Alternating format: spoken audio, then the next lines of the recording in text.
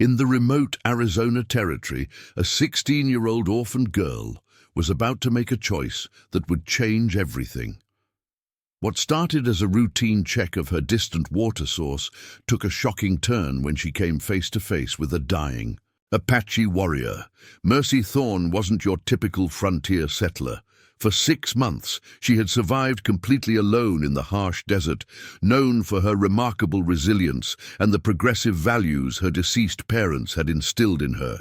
When she encountered the wounded scout Aiyana bleeding near her spring, she had no idea she was walking into a situation that would test every principle she'd been taught.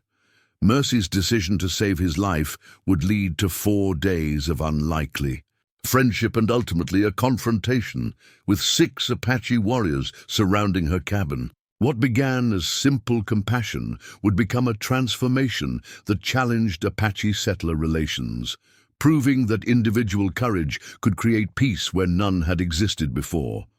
Before we jump back in, tell us where you're tuning in from, and if this story touches you, make sure you're subscribed, because tomorrow I've saved something extra special for you. The first light of dawn crept across the Arizona territory like a cautious animal, painting the desert in shades of amber and rose.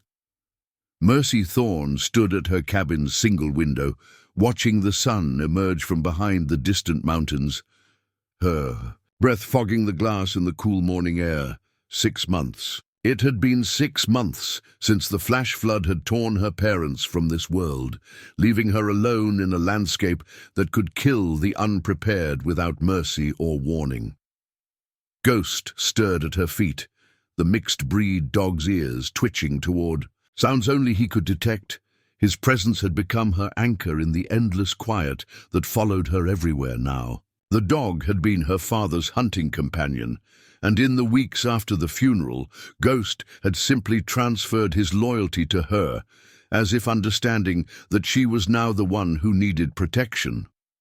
"Morning, boy," she whispered, running her fingers through his coarse fur. He looked up at her with intelligent brown eyes that seemed to mirror her own loneliness. The cabin felt smaller each day, its log walls pressing in with memories of her parents' voices, their laughter, the comfortable sounds of a family going about their daily lives. Now there was only the creak of settling wood, the whisper of wind through the chinks in the walls, and the steady rhythm of her own heartbeat counting off the minutes of her solitude. Mercy pulled on her father's old coat, still too large for her 16-year-old frame, and stepped outside. The morning air bit at her cheeks, carrying the scent of sage and distant snow from the mountains. Ghost trotted ahead, his nose to the ground, following trails that existed in a world of scent she could barely imagine. The routine had become sacred to her survival. Check the snares first. 2 rabbits this morning, enough for several meals. If she was careful, the small garden her mother had planted still struggled to produce vegetables in the harsh soil. But Mercy had learned to coax life from the reluctant earth. Water from the well, always checked twice for clarity and taste. Then the rifle, her father's Winchester, cleaned and loaded, its weight both comforting and sobering in her hands. "A gun's only as good as the person holding it," her father had told her during those long afternoons when he'd taught her to shoot. But respect for what it can do, that's what keeps you alive. The memory of his voice brought the familiar ache to her chest. Thomas Thorne had been a man ahead of his time, teaching his daughter not just to survive, but to think. Her mother, Sarah, had reinforced those lessons with quiet strength and endless patience. "People are people, Mercy," her mother had said one evening as they'd watched Apache smoke signals rise from the distant hills. "Their skin might be different, their words might sound strange, but they love their children just like we do. They fear for their families just like we do. Don't let the world teach you to hate what you don't understand." Those words echoed in her mind now as she noticed the signs she'd been seeing for the past week: disturbed game trails, the faint scent of wood smoke that didn't come from her own fire, and yesterday, the clear print of an unshod horse in the soft earth near her. Vegetable garden, Apache, she was certain of it. The knowledge should have terrified her, sent her running for the nearest settlement. Instead, it filled her with a complex mixture of fear and curiosity that she didn't fully understand. Ghost's behavior had changed too. The dog's ears were constantly alert, his body tense with an awareness that told her they were being watched, not hunted, watched. There was a difference, though she couldn't explain how she knew it. She finished her morning chores with practiced efficiency, her movements economical and purposeful. Survival had taught her not to waste motion or energy. The loneliness that had nearly crushed her in the first weeks after her parents' death had been replaced by a kind of vigilant solitude. She talked to Ghost, to the chickens, sometimes to the wind itself, but the conversations were one-sided, leaving her voice rusty from disuse. The sun climbed higher, burning away the morning's chill. Mercy stood at the edge of her small clearing, looking out at the vast expanse of desert and mountain that stretched in every direction. Beautiful and merciless, it had claimed her parents, and countless others. Yet it had also provided for her, taught her, shaped her into something harder than the girl who had ridden into town for supplies 6 months ago. That girl had been protected, sheltered by parents who had loved her enough to prepare her for this world, but had hoped she would never have to face it alone. This girl, this young woman, carried her father's rifle with steady hands and her mother's wisdom in her heart. She had learned to read the sky for weather, the ground for danger, and the silence for the subtle sounds that meant the difference between safety and peril. But the signs of Apache presence had been growing stronger, and today she needed to check her furthest water source, a small spring nearly 2 miles from the cabin that provided backup water when the well ran low. It was dangerous to venture so far alone, especially with evidence of Apache scouts in the area. Ghost whined softly, sensing her internal debate. The dog had become attuned to her moods, responding to tensions she sometimes didn't even realize she was carrying. "I know, boy," she said, checking the rifle's load one more time, "but we can't just hide forever." The truth was, she couldn't keep living in this limbo of isolation. The loneliness pressed against her like a physical weight, making her conversations with Ghost longer and more desperate each day.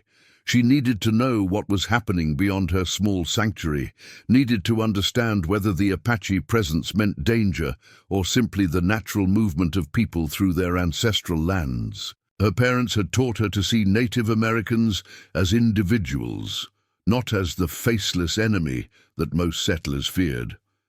That lesson had been theoretical then, born of principles rather than experience. Now, with Apache scouts moving through her territory, those principles would be tested in ways she had never imagined. Mercy shouldered a small pack with water and jerky, secured her father's rifle across her back, and looked down at Ghost. The dog's tail wagged once, a sign of readiness that had become their silent communication. "Come on, then," she said, her voice steadier than she felt. "Time to see what we're dealing with." The morning sun climbed higher as they set out across the desert, leaving the safety of the cabin behind. With each step, Mercy carried her parents' memory, their teachings, and the weight of choices that would soon define not just her survival, but her very soul. The morning sun climbed higher as they set out across the desert, leaving the safety of the cabin behind. With each step, Mercy carried her parents' memory, their teachings, and the weight of choices that would soon define not just her survival, but her very soul. The 2-mile trek to the spring took them through terrain that shifted from scrub brush to rocky outcroppings, then down into a small canyon where ancient waters had carved channels through red stone. Ghost ranged ahead, his nose working the air currents, but his usual enthusiasm for exploration seemed muted. Every few yards he would pause and look back at her, his expression alert and questioning. "Easy, boy," Mercy murmured, though her own nerves were stretched tight. The signs of Apache presence had grown stronger as they'd moved away from the cabin. A bent branch here, disturbed stones there, and once the clear outline of a moccasin print in a patch of soft earth. The spring lay in a natural depression surrounded by cottonwood trees, their leaves rustling in the slight breeze. It was one of the few places in this harsh landscape that felt almost welcoming, shaded and cool even in summer's heat. Her father had discovered it during their first year in the territory, and it had become their secret insurance against drought. Ghost stopped abruptly 50 yards from the water, his body going rigid. A low growl rumbled in his throat, not the warning bark he used for coyotes or rattlesnakes, but something deeper, more complex. The hair along his spine stood up in a ridge of alarm. Mercy's hand moved instinctively to the rifle across her. "Back, what is it?" The dog's ears swiveled forward, tracking something she couldn't yet see. Then she caught it, a metallic scent on the wind, sharp and wrong in this place of growing things. Blood. She approached the spring with careful steps, the Winchester now in her hands, safety off. Ghost stayed close to her left side, his training, from her father's hunting expeditions, keeping him positioned away from her shooting lane. The body lay crumpled near the water's edge, partially hidden by the drooping branches of a young cottonwood. At first glance, she thought it was a deer. The brown and tan colors blended so naturally with the earth. Then she saw the black hair, the distinctive cut of leather clothing, and her breath caught in her throat. Apache, the warrior, for there was no mistaking him for anything else, lay on his side, one arm flung out toward the water, as if he'd been trying to reach it when consciousness left him. An arrow protruded from his left shoulder, its fletching marked with colors she didn't recognize, not Apache colors. The wound had bled heavily, staining the earth beneath him a rusty brown, and fever flush colored his high cheekbones. Ghosts. Growl intensified, but he made no move to approach. The dog's training told him to wait for her command, but every line of his body spoke of barely contained aggression. Mercy found herself frozen, her parents' teachings warring with 6 months of isolation and the very real knowledge that this man represented everything the frontier had taught her to fear. Apache raiders had struck settlements throughout the territory.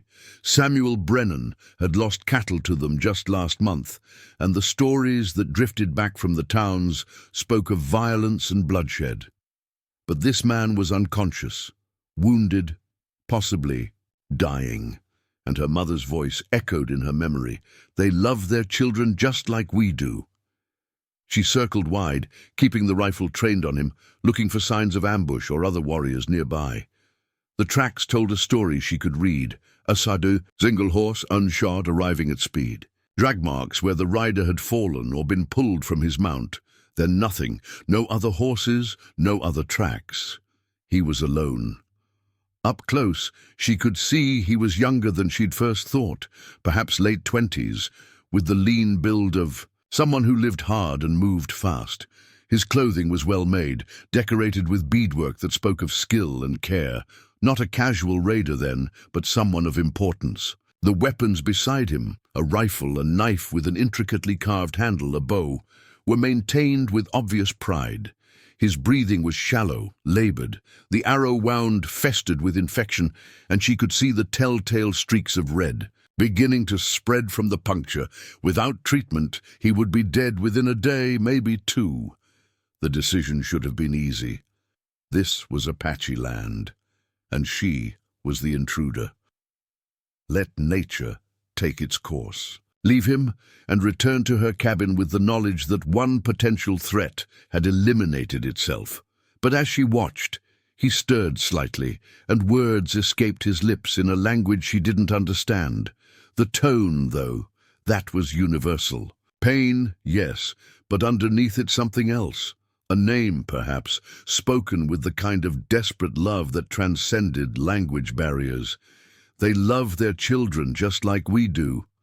Mercy lowered the rifle, though she kept it ready. Ghost whined, sensing her conflict, his own confusion evident in the way he shifted from foot to foot. What would Papa do? She whispered to herself, though she already knew the answer. Thomas Thorne had been a man who measured others by their actions, not their origins. He would have seen a wounded human being, not an Apache warrior. But Thomas Thorne wasn't here, and the decision was hers alone. The practical part of her mind catalogued the dangers. If she helped him and he survived, he could return with others. He could reveal the location of her cabin, put her at risk. If she helped him and he died anyway, she would have wasted precious medical supplies and energy on a futile gesture. If other Apache were searching for him, helping him could be seen as an act of war or mercy. If she left him to die, she would be choosing safety over compassion, survival over principle. The man stirred again, and this time his eyes fluttered open, dark, intelligent, filled with pain, but also with immediate awareness of his situation. Their gazes met across 10 feet of desert morning, and she saw him assess her just as quickly as she had assessed him. The rifle in her hands, her stance, her obvious youth and inexperience. He didn't reach for his weapons. Instead, he spoke. A single word in accented English: water. The simple request shattered her paralysis. Whatever else he might be, warrior, raider, enemy, right now he was simply a human being in need of the most basic necessity of life. Mercy kept the rifle ready, but moved to the spring, filling her water skin while keeping him in sight. Ghost remained tense, but followed her lead, his aggressive posture softening slightly as her decision became clear. She approached cautiously, setting the water within his reach, but not close enough for him to grab her. He drank deeply, some of the water spilling down his chin, and the relief in his eyes was unmistakable. "Thank you," he said, his English careful but clear. The words hung between them, carrying weight beyond their simple meaning. In accepting her help, he was acknowledging debt. In offering it, she was crossing a line that could never be uncrossed. "You're hurt," she said, stating the obvious, but needing to fill the silence. He looked down at the arrow protruding from his shoulder, and for the first time she caught a glimpse of dry humor in his expression. "Yes." Despite everything, she almost smiled. "Can you travel?" He attempted to sit up, made it halfway, and fell back with a muffled curse in Apache. The answer was clearly no. Mercy looked at the sun, calculating time and distance. It would take her an hour to return to the cabin, and another hour to come back with her father's old travois, the wooden frame he'd used to drag heavy game back from hunting trips. If she was going to do this, she needed to move quickly. "I can help you," she said, the words coming out before she'd fully decided to speak them. "But you have to trust me." His dark eyes studied her face, and she had the uncomfortable feeling that he was seeing more than she intended to reveal. Finally, he nodded once, a sharp movement that somehow conveyed both acceptance and wariness. "My name is Aiyana," he said. "Mercy." The exchange of names felt like a ritual, sealing whatever compact they had just made. She stood, shouldering her rifle, and Ghost immediately moved to her side. "I have to get something to move you," she told him. "Will you be safe?" "Here alone." Something shifted in his expression. Surprise, perhaps, that she was concerned for his welfare rather than her own. "Those who shot me think I am dead. They will not return." It was more information than she'd expected, and it raised new questions. Who had shot him? Why? But those answers would have to wait. "I'll be back," she promised, then turned toward home, Ghost trotting beside her. The return journey passed in a blur of second-guessing and determination. She was either making the wisest decision of her life or the most foolish, and she wouldn't know which until it was far too late to change course. But as she reached the cabin and began preparing the travois, one thing was certain. Mercy Thorne was no longer the same girl who had awakened alone this morning. The choice to help Aiyana had changed something fundamental in her, had set her on a path that would test everything her parents had taught her about courage, compassion, and the true meaning of survival. Ghost watched from the doorway as she gathered medical supplies and blankets, his intelligent eyes reflecting her own uncertainty. They were about to welcome a stranger into their sanctuary, not just any stranger, but one who represented everything the frontier had taught them to fear. Yet as she loaded the travois and prepared for the journey back to the spring, Mercy felt something she hadn't experienced in 6 months of solitude. Purpose beyond mere survival. Whatever came next, she would face it knowing she had chosen compassion over fear, principle over safety. Her parents would have understood, even if the rest of the world never did. The journey back to the spring felt longer than it should have, the travois bumping and catching on rocks behind her, despite her careful navigation. Ghost ranged ahead, his behavior more alert than usual, and Mercy found herself grateful for his presence. The weight of her decision pressed against her chest, like a physical thing, making each breath deliberate and careful. When she reached the cottonwoods, Aiyana was exactly where she'd left him, though his condition had clearly worsened. The fever flush on his cheeks had deepened, and she could see him shivering despite the growing heat of the day. His eyes tracked her approach, but there was a glassy quality to them that spoke of delirium beginning to set in. "I told you I'd come back," she said, more to herself than to him. Getting him onto the travois proved more difficult than she'd anticipated. Even weakened by fever and blood loss, he was solid muscle and bone, heavier than her father's largest deer. Ghost watched the process with intense interest, his protective instincts warring with his uncertainty about this stranger who was clearly not a threat in his current condition. Aiyana helped as much as he could, gritting his teeth against obvious pain as they maneuvered him onto the wooden frame. The arrow in his shoulder made positioning difficult, and more than once Mercy had to stop and let him recover from waves of dizziness that left his face grey with exhaustion. "This is going to hurt," she warned as they prepared for the journey home.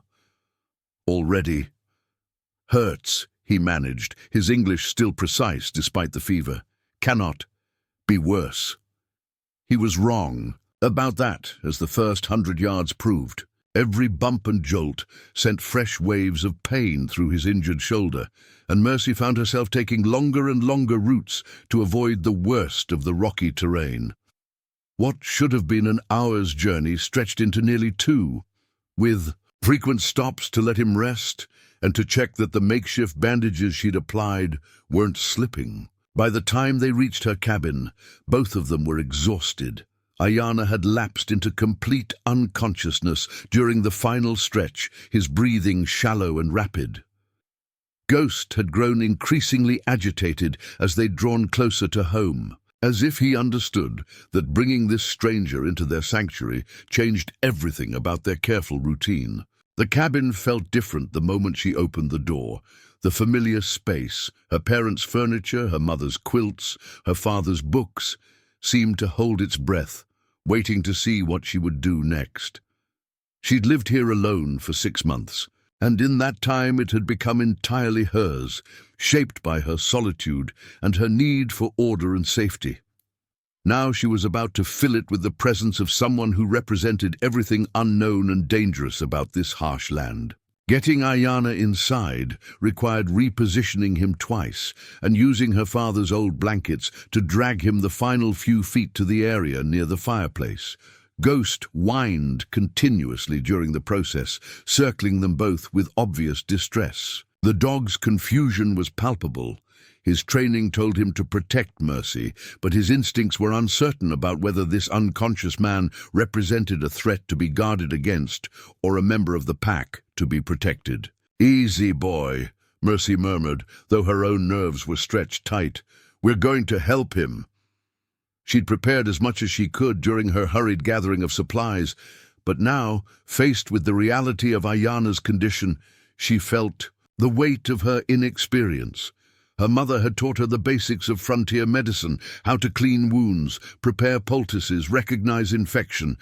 But this was beyond anything she'd ever attempted. The arrow needed to come out. That much was obvious. The infection spreading from the wound site told her it had been there too long already, and the fever indicated his body was losing the fight against whatever poison the arrowhead might have carried. Her mother's medical kit carefully maintained, since the flood contained laudanum for pain, carbolic acid for cleaning wounds, and clean linen for bandages. Her father's hunting knife, sterilized in the fire, would have to serve for any cutting that needed to be done. Aiyana stirred as she began examining the wound more closely, his eyes opening to focus on her face with surprising clarity. "Arrow," he said simply. "I know, it has to come out." He nodded, a slight movement that somehow conveyed both understanding and resignation. "You know how?" The honest answer was no, she didn't know how. Not really. But she'd watched her father remove arrowheads from wounded deer, had helped her mother tend serious injuries on the rare occasions when travelers had sought their help. "I'll figure it out," she said, with more confidence than she felt. Something that might have been a smile flickered across his features. Good, better than dying. The removal process was worse than either of them had anticipated. The arrowhead had lodged against bone, and working it free required careful manipulation that sent Aiyana into spasms of pain, despite the laudanum she'd managed to get him to swallow. Ghost paced frantically during the worst moments, whining and occasionally barking his distress. When the arrowhead finally came free, a wicked piece of flint with serrated edges designed to cause maximum damage, Mercy felt as drained as if she'd been the one enduring the surgery. Blood flowed freely from the wound, and for several terrifying minutes she thought she might have made things worse instead of better. But her mother's training held. Clean the wound thoroughly, pack it with salve made from pine resin and herbs, bandage it tightly to stop the bleeding. Basic field medicine that had served frontier families for generations. Aiyana lost consciousness again during the cleaning process, which was probably a mercy. The infected tissue around the wound site had to be scraped away, and the carbolic acid burned like fire even when applied to healthy skin. By the time she'd finished, her hands were shaking and her clothes were stained with blood and sweat. She'd set up a bed for him on the floor near the fireplace, using her father's winter blankets and her mother's spare pillows. It felt strange to see someone else in that space, filling it with the sound of labored breathing and the restless movements of fever dreams. Ghost had finally settled near the door, but his ears remained pricked forward, tracking every sound their unexpected guest made. The dog's acceptance would be crucial, Mercy realized. If Ghost decided Aiyana was a threat, life in the small cabin would become impossible. As the afternoon wore on, Aiyana's fever climbed higher. He alternated between shivering fits that made his teeth chatter and periods of restless heat where he tried to throw off the blankets despite his unconscious state. Mercy found herself constantly adjusting his coverings, checking his breathing, and monitoring the bandage for signs of fresh bleeding. It was during one of these fevered periods that he began to talk. The words came in Apache, flowing like water in a language she'd never heard spoken at length. The sounds were musical and complex, full of subtle intonations that suggested meanings she couldn't begin to guess at. But even without understanding the words, she could hear the emotion beneath them: love, worry, desperate longing. One phrase repeated itself over and over: little fox. He spoke the English words clearly, his pronunciation careful even in delirium. Then he would lapse back into Apache for long passages that seemed to be explanations or promises, his voice carrying the kind of tenderness that transcended language barriers. Mercy found herself listening intently, trying to piece together the story from tone and context. This wasn't the ravings of a fevered mind, but something deeper. Conversations with someone who wasn't there, explanations offered to an absent listener who clearly meant everything to him. "Little fox," he said again, this time reaching out with his uninjured arm, as if to touch someone just beyond his reach. The gesture was so full of parental love that Mercy felt her throat tighten with recognition. A daughter. He had a daughter. The realization changed everything about how she saw him. Not just a wounded Apache warrior, but a father separated from his child, fighting to survive so he could return to her. The same desperate love she'd seen in her own father's eyes every time danger had threatened their small family. She dampened a cloth with cool water and placed it on his forehead, a gesture that was part medical necessity and part comfort. Though she wasn't sure whether she was comforting him or herself. "She's waiting for you," Mercy whispered, though she doubted he could hear her. "Little fox is waiting for you to come home." The words seemed to calm him slightly. His breathing evened out, and the restless movement subsided into something closer to natural sleep. As evening approached, Mercy prepared a simple meal for herself, though her appetite had largely disappeared. The cabin felt charged with new energy, not entirely comfortable, but not threatening either. It was the feeling of a space that had been fundamentally altered, whose purpose had shifted from simple shelter to something more complex.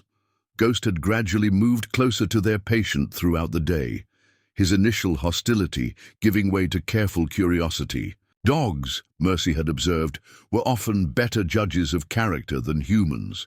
They read intentions and emotions in ways that bypassed the conscious prejudices that clouded human judgment. Now, as she sat beside the fire eating bread and preserved, meat Ghost lay within arm's reach of Aiyana's makeshift bed. The dog's body remained alert, but his breathing had settled into the rhythm of watchful rest rather than active guarding. "You approve of him, don't you?" she asked softly. Ghost's tail thumped once against the floor, not enthusiasm but acknowledgement. Outside, the desert night was settling in with its familiar sounds, the distant call of coyotes, the rustle of small creatures moving through the brush, the whisper of wind through the gap under the door. Inside, the cabin held three beings who had never shared space before. A 16-year-old girl, far from everything she'd once known as normal. A wounded Apache warrior fighting for his life, and a dog whose loyalty bridged the gap between them. As Mercy banked the fire for the night and settled into her parents' old rocking chair to keep watch, she reflected on how quickly her carefully ordered world had been transformed. This morning, her biggest concern had been whether to risk checking the distant spring. Now, she was responsible for the life of a man who might be the enemy of everything she represented, caring for him with skills she'd never been sure she possessed. Aiyana stirred in his sleep, murmuring something in Apache that sounded like gratitude. His fever seemed to have broken slightly, and the color in his face looked more natural than it had since she'd found him. "Little fox," he whispered again, and this time there was peace in his voice rather than desperation. Mercy pulled her mother's shawl around her shoulders and settled in for a long night of watching and waiting. Whatever came next, she was committed. Now, she'd brought danger and possibility into her sanctuary in equal measure, and there was no going back to the simpler loneliness of yesterday. Ghost's quiet breathing, Aiyana's fevered murmurs, and the familiar night sounds of the desert combined into a new symphony that would define her world for the next few days. Her sanctuary had been violated, but perhaps, she thought, as sleep finally began to claim her, it had also been blessed. The last thing she heard before exhaustion took her was Aiyana speaking softly in English, his voice barely audible but unmistakably clear. "Thank you." And the last thing she heard before exhaustion took her was Aiyana speaking softly in English, his voice barely audible but unmistakably clear. "Thank you." Mercy woke to the sound of careful movement and the sensation that someone was watching her. Dawn light filtered through the cabin's single window, painting everything in soft greys and golds. and her neck ached from sleeping upright in her mother's rocking chair. Ghost was already alert, his head raised and ears forward, but his posture spoke of attention rather than alarm. She opened her eyes slowly, keeping her breathing steady, and found herself looking directly into Aiyana's dark gaze. He was awake, fully awake this time, not the fevered semi-consciousness of the previous day, and studying her with an intensity that made her suddenly aware of how vulnerable she'd made herself by falling asleep. The moment stretched between them, both assessing, both calculating. Aiyana was propped up on his good elbow, his injured shoulder clearly causing him pain, but not preventing him from moving. His eyes tracked from her face to the rifle leaning against the wall near her chair, then to Ghost, then back to her. She could see him cataloguing distances, weighing possibilities, determining threat levels with the quick efficiency of someone accustomed to dangerous situations. Mercy forced herself to remain still, though every instinct screamed at her to reach for the Winchester. Making sudden movements now could trigger exactly the kind of confrontation she'd been hoping to avoid. "Good morning," she said quietly, her voice rusty from sleep. Aiyana's eyes sharpened at the sound, and she saw him register not just her words, but her tone, calm, non-threatening, though underlaid with the kind of alertness that came from living alone in dangerous country. "Morning," he replied, his English careful and accented, but clear. He shifted slightly, testing his range of motion, and winced as the movement pulled at his bandaged shoulder. "How long?" "Since yesterday morning. You've been unconscious most of the time." Mercy sat up straighter in the chair, keeping her hands visible and away from any weapons. "The fever broke sometime during the night." He nodded slowly, processing this information. His gaze moved around the cabin, taking in details she suspected he'd been too fevered to notice before. The neat arrangement of furniture, the books on the shelf, the cooking utensils, the absence of any other people. "You are good alone here?" The question carried weight beyond its simple words. "Yes." Something shifted in his expression, surprise perhaps, or reassessment. A young woman living alone on the frontier was unusual enough to warrant attention, but a young woman who would take in a wounded Apache warrior was something else entirely. "Why?" he asked, and the single word encompassed everything. Why was she alone? Why had she helped him? Why was she not afraid? Mercy considered how to answer. The truth was complex, layered with loss and loneliness and principles she wasn't. Sure, she could explain to someone from a completely different world. "My parents died 6 months ago. Flash flood." The words came out matter of fact, though saying them still caused a familiar ache. As for the rest, they taught me that people are people, regardless of what they look like or where they come from.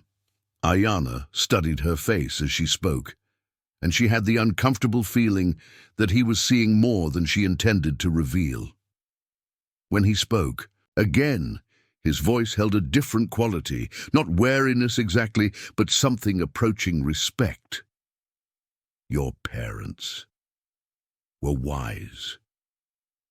They were good people." Mercy paused, then added, "They would have done the same thing I did." "And what did you do?" The question was asked with genuine curiosity, as if he wanted to hear her version of events to compare with his own fragmented memories. "I found you at the spring, wounded and fevered, brought you here, removed the arrowhead, cleaned the wound." She gestured toward his shoulder. "You were talking in your sleep about someone called Little Fox." The change in Aiyana's expression was immediate and profound. The careful wariness melted away, replaced by something raw and vulnerable that made Mercy's chest tighten with recognition. "My daughter," he said quietly. "She is. 8 summers. I was. I'm tracking cattle. Thieves. Men who steal from both Apache and white settlers. Let us blame each other." His English became more precise as he focused, though she could hear the effort it required.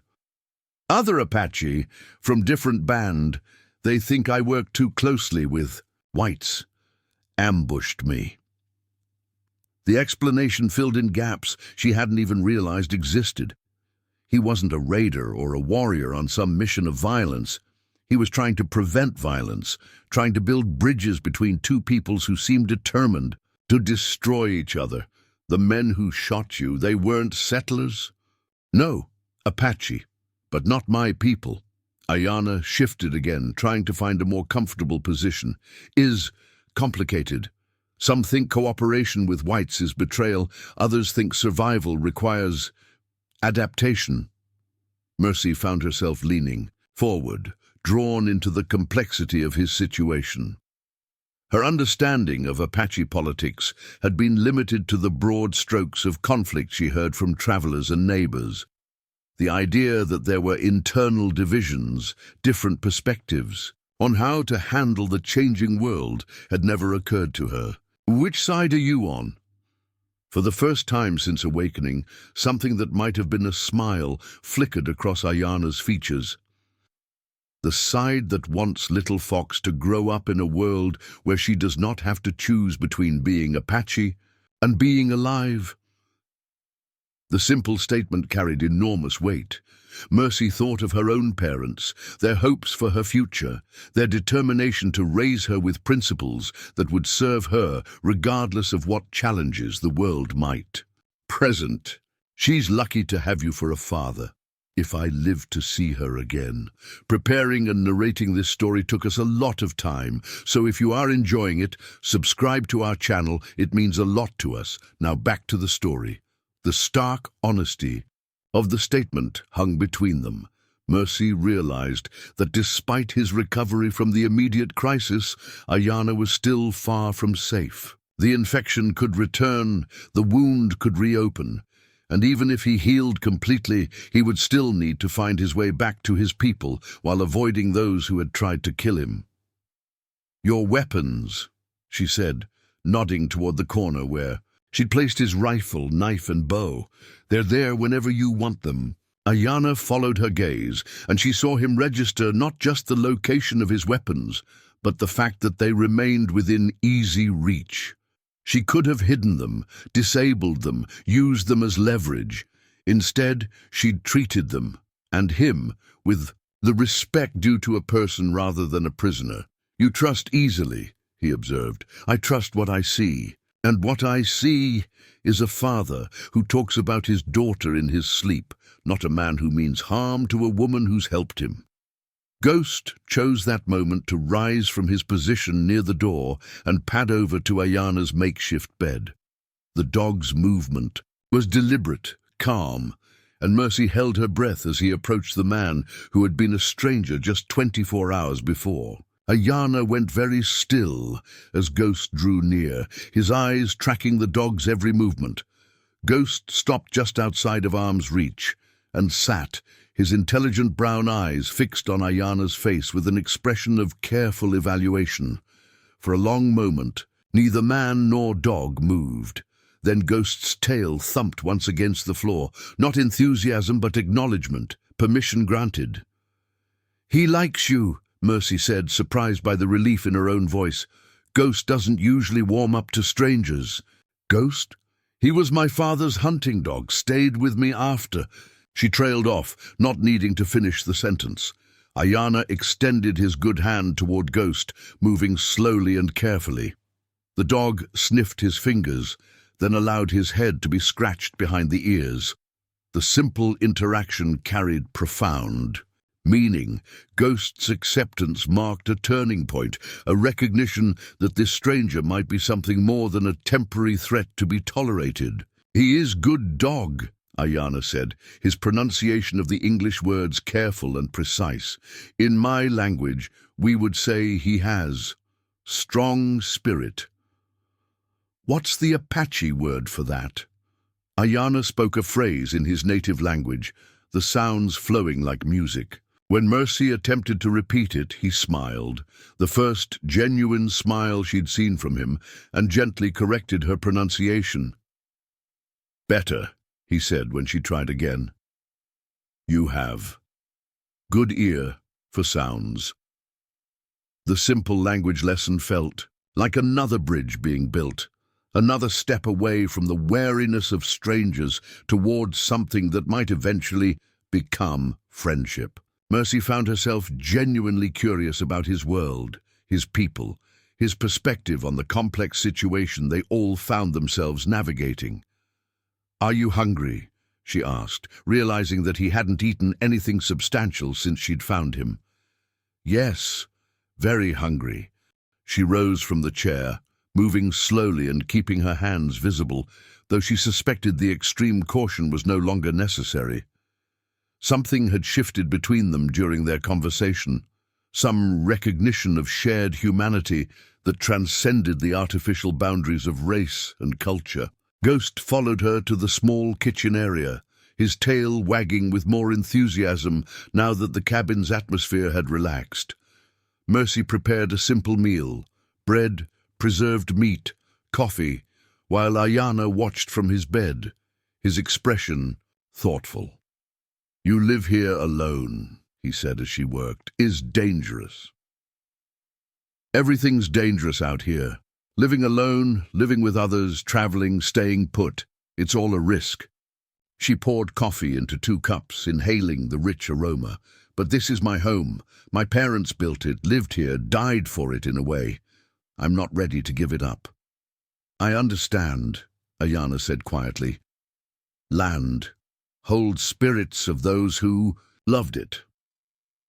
When she brought him the food, he accepted it with grave courtesy, and she noticed that despite his obvious hunger, he ate with careful manners. Whatever his background, he'd been raised with an understanding of proper behavior, of respect for hospitality offered and received.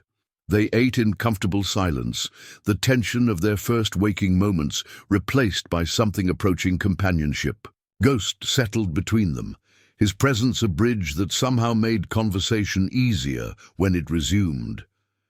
"When you are well enough to travel," Mercy said eventually, "how will you find your way back to your people?" Aiyana considered the question while sipping his coffee. "Is difficult. Those who ambushed me will be watching traditional paths, and I cannot return empty-handed. The cattle thieves still steal, still cause trouble between Apache and settlers." "What will you do?" "I do not know yet, but I will find way. Little Fox needs her father to come home." The quiet determination in his voice reminded Mercy of her own father's voice when he talked about protecting his family, about the lengths a parent would go to for their child. It was a tone that transcended cultural boundaries, speaking to something universal and profound. As the morning progressed, their conversation grew easier, more natural. Aiyana's English improved as he relaxed, and Mercy found herself fascinated by his descriptions of Apache life, his perspective on the conflicts that seemed to define relations between their peoples. But underneath the growing comfort, she remained aware that this was temporary. Soon, perhaps in days, perhaps in a week, he would be strong enough to leave, to return to his world and his responsibilities. The sanctuary she'd created by helping him would end, and she would be alone again with only Ghost for company. The thought brought an unexpected pang of loss. In less than 2 days, Aiyana had brought something to her cabin that she hadn't realized she'd been missing. Adult conversation, intellectual challenge, the simple pleasure of sharing meals and ideas with another human being. When he left, he would take that newfound sense of connection with him, leaving her once again with only memories and solitude. But for now, in the growing warmth of the morning sun streaming through her window, Mercy allowed herself to simply enjoy the gift of his presence, the bridge they were building between 2 very different worlds, and the hope that perhaps understanding between peoples was possible if they were willing to see past fear to the humanity beneath. The morning sun had climbed higher by the time they finished their meal, and Mercy could see that Aiyana's strength was returning more rapidly than she'd expected. The fever had broken completely, leaving his eyes clear and alert, and though he still favored his wounded shoulder, he was able to sit up without obvious distress. "Tell me about little Fox," she said as she collected their empty plates. The request seemed natural after their earlier conversation, but she was unprepared for the transformation that came over his face at the mention of his daughter's name. "Ah," he said, and his voice carried a warmth that hadn't been there before. "She is, how do you say, fierce, like small wildcat, but with laugh that sounds like water over stones."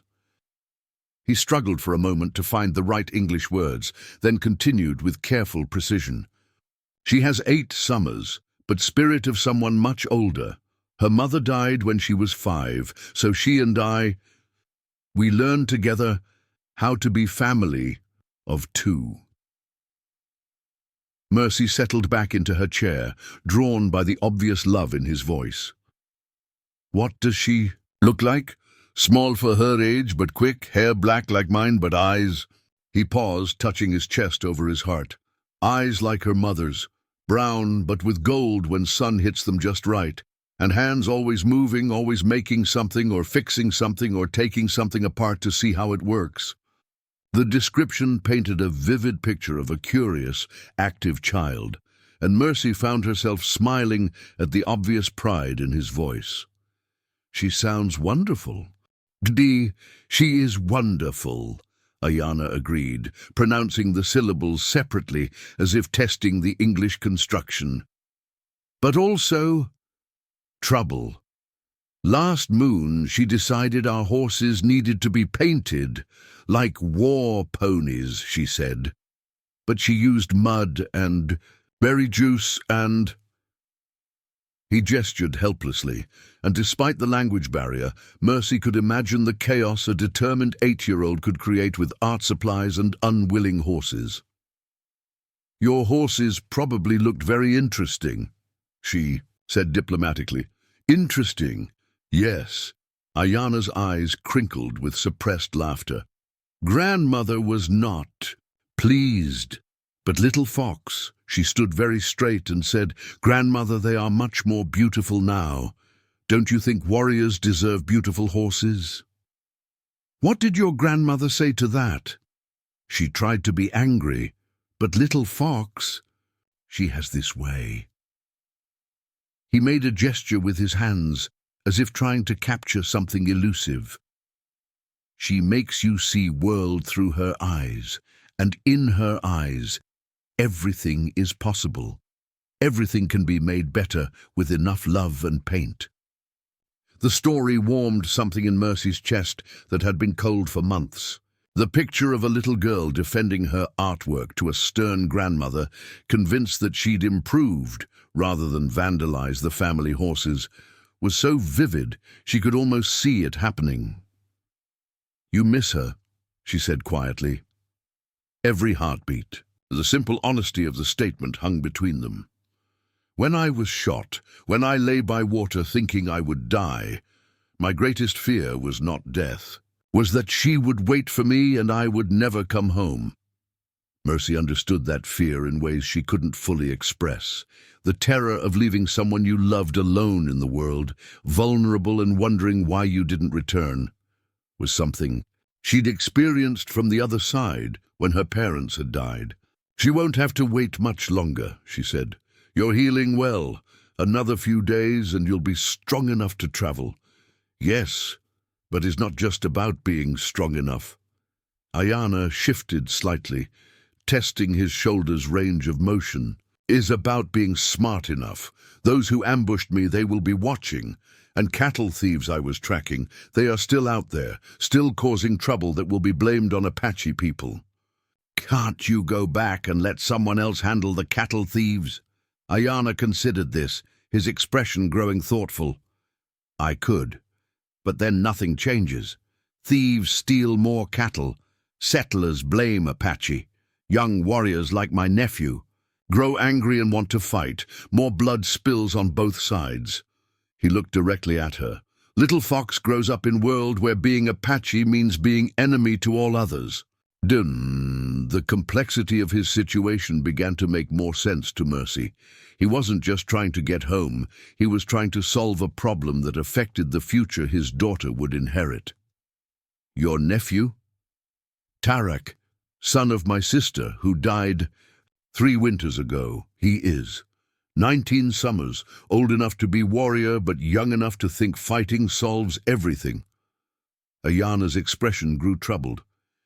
He has seen too much violence, lost too much. Sometimes I think he forgets there are other ways to be strong. Mercy heard echoes of her own situation in his words. Young people forced to navigate an adult world without sufficient guidance, trying to honor their families while finding their own paths forward. "Tell me about your parents," Aiyana said, as if sensing the direction of her thoughts. The request caught her off guard. She'd grown accustomed to keeping her grief private, sharing it only with Ghost during the long, lonely evenings. But something about Aiyana's openness about his own family made the walls she'd built around those memories seem less necessary. "My father was a dreamer," she began slowly. "He believed people could build something better out here, away from the old hatreds and prejudices back east. He taught me to shoot, to hunt, to read the weather and the land. But more than that, he taught me to think for myself." "And your mother?" "Practical. Where Papa saw possibilities, Mama saw problems that needed solving. She taught me to cook, to tend wounds, to preserve food, to make medicines from plants." Mercy smiled at the memory. "She used to say that dreamers needed someone to make sure they ate regularly and didn't die of infected cuts while they were busy changing the world." They sound like good balance for each other. They were. The familiar ache of loss settled in her chest, but it felt different now, warmer somehow, shared rather than carried alone. They disagreed about a lot of things, but never about what mattered: family, treating people with dignity, working hard, being honest. "They would be proud of you," Aiyana said quietly. The unexpected observation made her throat tighten. "Would they? I'm not so sure. They raised me to be part of a community, to contribute to something larger than myself. Instead, I'm hiding in the desert talking to my dog. You are not hiding, you are surviving, and today you are saving life of Apache warrior who will return to his daughter because of your courage." His voice carried conviction that surprised her. "Is not small thing what you do." They sat in comfortable silence for a while, each lost in their own thoughts. Ghost had settled near Aiyana's bed, and Mercy noticed that the dog's body language had completely relaxed. Whatever initial wariness he'd felt toward their guest had apparently been resolved in Aiyana's favor. "Teach me something," Aiyana said. "Eventually. English word I do not know." Mercy considered. "What kind of word?" "Something useful. Something I can teach Little Fox when I return." The request delighted her more than it should have. "Gratitude," she said. "It means thankfulness, but deeper. When you're grateful not just for what someone does, but for who they are." Aiyana repeated the word several times, testing its pronunciation and rhythm. "Gratitude is good word. What is... how do you use it?" "I have gratitude for my parents' teachings," or "I feel gratitude towards someone who shows kindness." She paused. "I feel gratitude toward you for trusting me enough to let me help." "And I have gratitude for a woman brave enough to help enemy who is not enemy," Aiyana replied, his pronunciation careful but accurate. "Now teach me something in Apache." Aiyana spoke a phrase in his native language, the sounds flowing like music. When Mercy attempted to repeat it, he shook his head gently and corrected her pronunciation, then had her try again.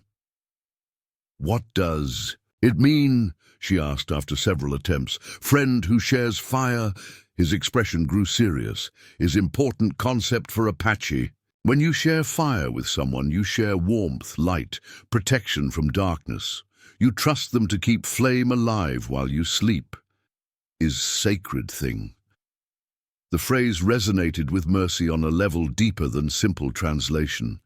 They were sharing fire, literally and figuratively, in her small cabin, with its single hearth and the light it cast against the vast darkness of the desert night.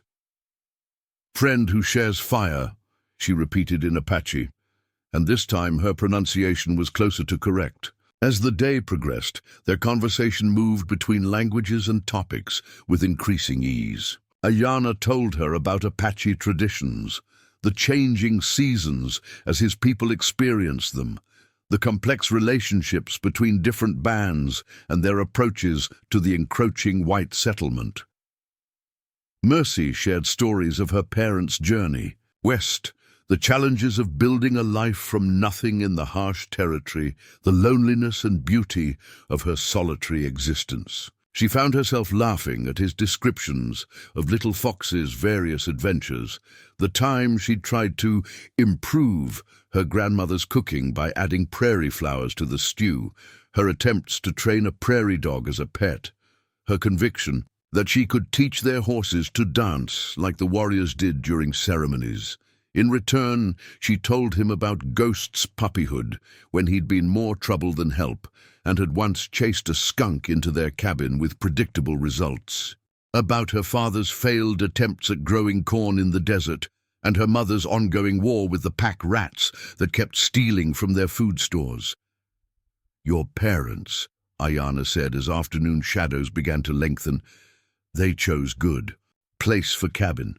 Water close, shelter from wind, but also—" He gestured toward the surrounding landscape visible through the window. "Beautiful, peaceful." "It is beautiful," Mercy agreed, seeing the familiar view through his eyes. "Sometimes I think about leaving, finding a town somewhere, trying to live like other people, but then morning comes, or sunset, and I remember why they loved it here." "Little Fox would like this place," Aiyana said thoughtfully. "She loves open spaces, places where she can see far. In mountains where we live, sometimes she climbs highest rocks just to see more sky." The image of a small girl seeking broader horizons struck Mercy as both charming and poignant. "Maybe someday you can bring her to see it." "Maybe." But there was something in his tone that suggested he doubted such a future was possible. As evening approached, Mercy prepared another meal while Aiyana dozed fitfully. His strength was returning, but she could see that the day's conversation had tired him. The process of translating thoughts between languages, of bridging cultural gaps with limited vocabulary, required enormous mental energy, even under the best circumstances. When she woke him for dinner, he seemed more alert again, and their conversation resumed its comfortable rhythm.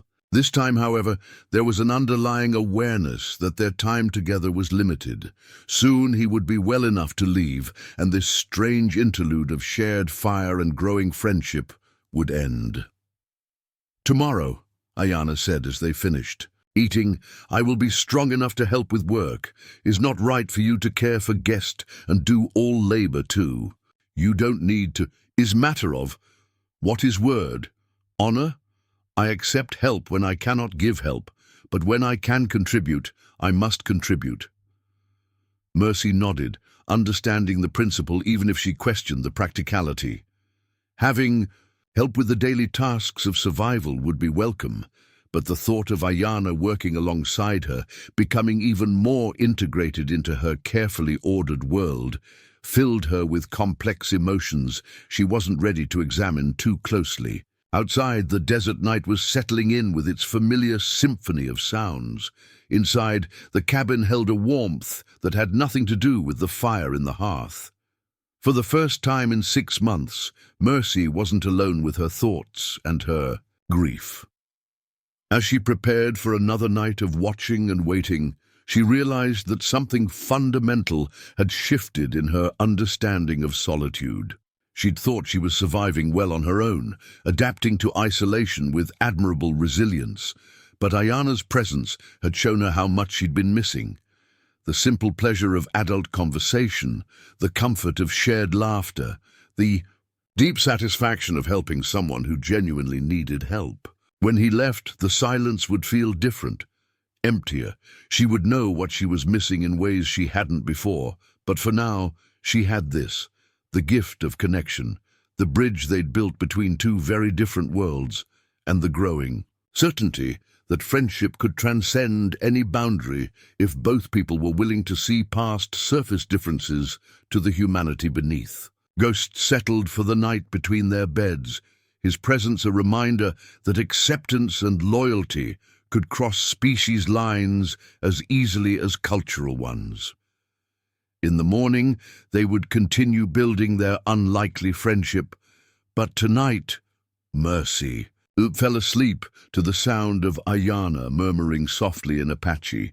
Not fevered words this time, but what sounded like prayers of gratitude offered to whatever spirits watched over friends who shared fire in the darkness. Ghost settled for the night between their beds, his presence a reminder that acceptance and loyalty could cross species lines as easily as cultural ones.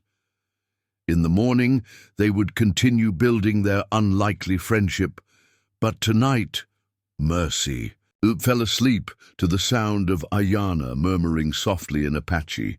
Not fevered words this time, but what sounded like prayers of gratitude offered to whatever spirits watched over friends who shared fire in the darkness.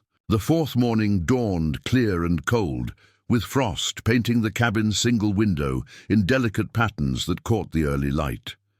Mercy woke to find Aiyana already sitting up, testing his shoulders' range of motion with careful, deliberate movements. The improvement in his condition was remarkable. The fever was completely gone, the wound was healing cleanly, and there was a vitality in his posture that spoke of strength returning. "How do you feel?" she asked, though the answer was already evident in his improved color and the steadiness of his movements. "Strong enough," he replied, and there was something final in his tone that made her chest tighten. "Today, maybe tomorrow, I must think about going home." The words hung between them like a physical presence. Mercy had known this moment would come, had been preparing herself for it, but the reality still hit her with unexpected force. In 4 days, Aiyana had become woven into the fabric of her daily existence in ways she hadn't fully realized until faced with his departure. "Your people will be worried," she said, though the practical observation felt hollow. "Yes, and search parties will come looking." Aiyana's expression grew troubled. "Is dangerous for you when they find this place? Apache warriors who discover and their missing scout in White Woman's cabin. They may not ask questions first." The implication sent a chill through Mercy that had nothing to do with the morning cold. She'd been so focused on helping Aiyana recover that she hadn't fully considered the broader consequences of her actions. Apache search parties would naturally assume the worst if they found one of their own in a settler's home. "What should I do?" she asked. "Nothing. I will make sure they understand truth, that you saved my life, showed honor and courage." His voice carried conviction, but she could see the worry in his eyes. "But is still dangerous. My uncle, Nalnish, he is wise man, good leader. He will listen to reason, but others with him. They have seen too much blood, lost too much. To settlers, they may act first, ask questions after." As if summoned by his words, Ghost's head lifted sharply, his ears pricked toward sounds only he could detect. The dog's body went rigid with attention, and a low whine escaped his throat. Not alarm exactly, but alert awareness of something significant happening beyond their awareness. "What is it, boy?" Mercy asked, but even as she spoke, she was reaching for her father's rifle. Aiyana was already moving, despite his injury, positioning himself to see out the window while staying out of direct sight.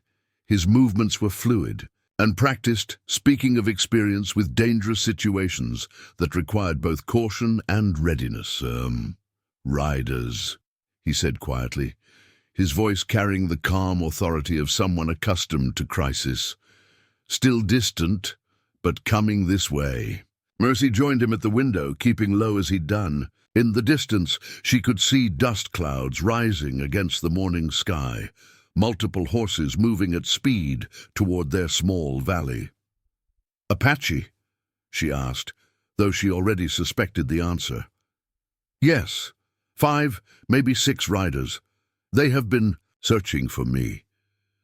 Aiyana's expression was grim, but not panicked. "We have little time." The next few minutes passed in a blur of urgent preparation. Aiyana explained quickly what would happen when the search party arrived, how they would approach, what they would look for, how they would interpret what they found. His English became more precise under pressure, as if crisis clarified his thoughts. "You must let me speak first," he said, checking his weapons with practiced efficiency despite his injured shoulder. "Say nothing until I have explained, and whatever happens, do not reach for rifle unless I tell you. Show no fear, but also no aggression. What if they don't listen to you? They will listen, but they may not believe, or they may believe, but still think you are a threat." Aiyana met her eyes directly. "I will not let them harm you. This I promise." The simple declaration carried enormous weight. He was essentially choosing to put himself between her and his own people if necessary, risking his standing within his tribe to protect someone he'd known for only 4 days. "Why?" she asked, echoing his own question from that first conscious morning. "Because you gave me life when you could have let me die. Because you showed me that honor exists in hearts where I did not expect to find it. Because—" He paused, struggling with words that seemed too large for any single language. "Because friendship that crosses such boundaries is rare thing, precious thing, worth protecting." The horses were closer now, their hoofbeats audible even through the cabin's thick walls. Ghost had positioned himself near the door, his body tense but controlled, waiting for direction from his human companions. "There is something else you must know," Aiyana said urgently, "about why I was tracking those cattle thieves, about what my mission really means." Mercy felt her attention sharpen. There had been layers to his story that she'd sensed, but not fully understood. The thieves, they are not random criminals. They work for someone who benefits when Apache and settlers blame each other for the stealing. When cattle disappear, settlers form militias. Apache are accused, young warriors. Want revenge? Violence spreads. His voice carried the weight of hard-won understanding. Someone profits from this conflict, wants it to continue. Who? I do not know yet. But I have suspicions. Men who sell guns to both sides, who buy stolen cattle and sell them far away, who grow rich while others die. Aiyana's expression hardened. "This is why I cannot return home empty-handed. If I fail to find truth, more blood will spill, and Little Fox will inherit world even more divided than this one." The complexity of his mission and the weight of responsibility he carried became suddenly clear to Mercy. He wasn't just a scout or a warrior. He was trying to be a peacemaker in a situation where peace seemed impossible. "The men who ambushed you, they were trying to stop your investigation." "Yes. Other Apache who think cooperation with whites is betrayal, or who are being paid to think so." His mouth tightened with frustration. "Is possible they know who real thieves are, want to protect them for reasons I do not understand?" The sound of horses was much closer now, and Ghost's whine had become more urgent. Through the window, Mercy could see riders cresting the ridge that overlooked her small valley, distinctive silhouettes that spoke of men comfortable on horseback, moving with the purposeful efficiency of a military patrol. "They are here," Aiyana said quietly. As if responding to his words, the riders paused on the ridge, clearly visible now. 6 Apache warriors, armed and alert, studying the cabin and its surroundings with the careful attention of people who expected trouble. Mercy felt her heart rate accelerate, but alongside the fear was something else, a strange sense of destiny, as if everything in her life had been leading to this moment. Her parents' teachings about treating all people with dignity, her months of solitary survival, her decision to help a wounded stranger, all of it had brought her to this precipice, where her choices would determine not just her own fate, but possibly the future of the fragile peace Aiyana was trying to build. "I'm scared," she admitted quietly. "Good," Aiyana replied, surprising her. "Fear keeps you alert, keeps you alive, but do not let it control you. Remember, you have done nothing wrong. You saved life that would have been lost. There is honor in this, even if some cannot see it." The riders began their descent toward the cabin, their approach controlled but clearly purposeful. Mercy could make out individual figures now. An older man who sat his horse with the authority of leadership, younger warriors whose posture spoke of barely contained energy, all of them scanning for threats and evaluations with the practiced eyes of people who had survived by being perpetually ready for danger. The older man in front, that is Nalnish, my uncle. He raised me after my parents died, taught me to think before acting, to see long consequences of short decisions. Aiyana's voice carried affection mixed with respect. "He will be fair, but he will also be protective of his people. And the others?" "Tarek rides beside him, my nephew, my sister's son. He is passionate about defending Apache people, sometimes too passionate. The others I know, good warriors all, but young, angry at world that seems to give them no good choices." As the search party drew closer, Mercy found herself studying their faces, trying to read intentions in expressions that were carefully controlled, but not entirely successful at hiding underlying emotions. These men had been searching for their missing scout, fearing the worst, and now they were faced with a situation that defied easy interpretation. "Whatever happens," Aiyana said softly, "know that these 4 days, this friendship we have built, it has meant more to me than I can say in any language. You gave me back my life, but more than that, you gave me hope that little Fox might grow up in a world where such friendship is possible." The words carried the weight of farewell, and Mercy realized that even if they both survived the next hour, something was ending. The intimate sanctuary they'd created in her small cabin, the safe space where cultural boundaries had dissolved in the face of human connection, could not exist in the larger world with its divisions and suspicions and long histories of conflict. "It meant something to me too," she replied, surprised by the steadiness of her own voice. "I was so lonely, I was forgetting how to be human. You reminded me." The riders had reached the bottom of the valley now, approaching the cabin directly. Their formation was loose but strategic, positioning themselves to respond quickly to any threat while keeping their leader protected. Professional soldiers, Mercy realized, not raiders or random warriors, but men who fought with discipline and purpose. Ghost's body was coiled with tension, but he remained silent, waiting for her command. The dog's training and intelligence had never been more evident. He understood that this was a moment requiring careful judgment rather than protective instinct. "They will call out soon," Aiyana said, moving toward the door. "I will answer. Identify myself, ask for parley. Then I will come out, show myself, prove I am alive and well. You stay inside until I call for you."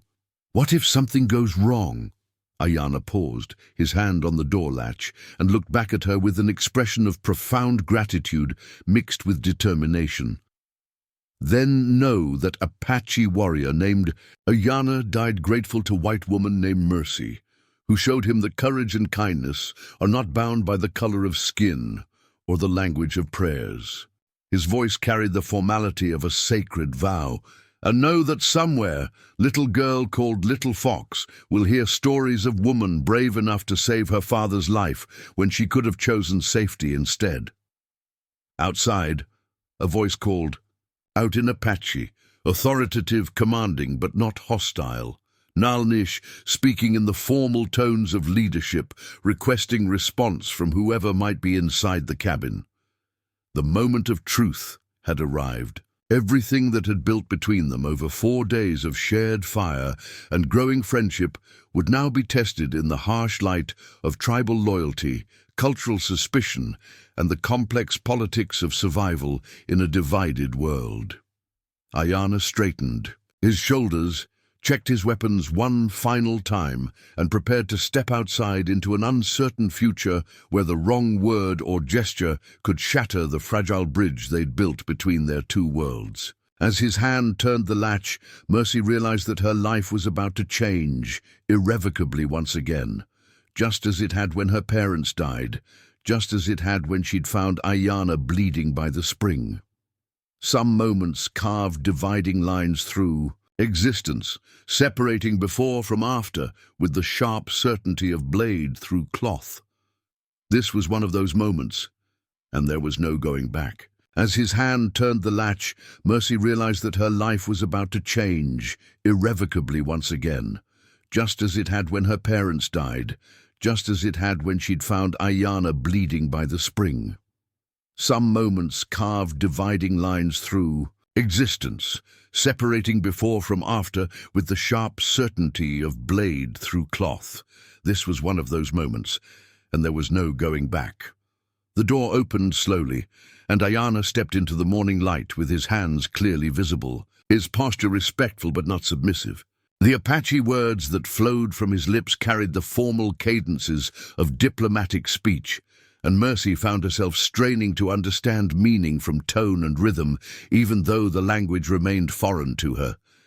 Through the window, she watched the lead rider, Nalnish, straighten in his saddle at the sound of Aiyana's voice. The older man's weathered face showed a complex mixture of relief, confusion, and growing wariness as he processed not just his nephew's survival, but the circumstances of his appearance. The conversation that followed was conducted entirely in Apache, but the emotional undercurrents were clear even without translation.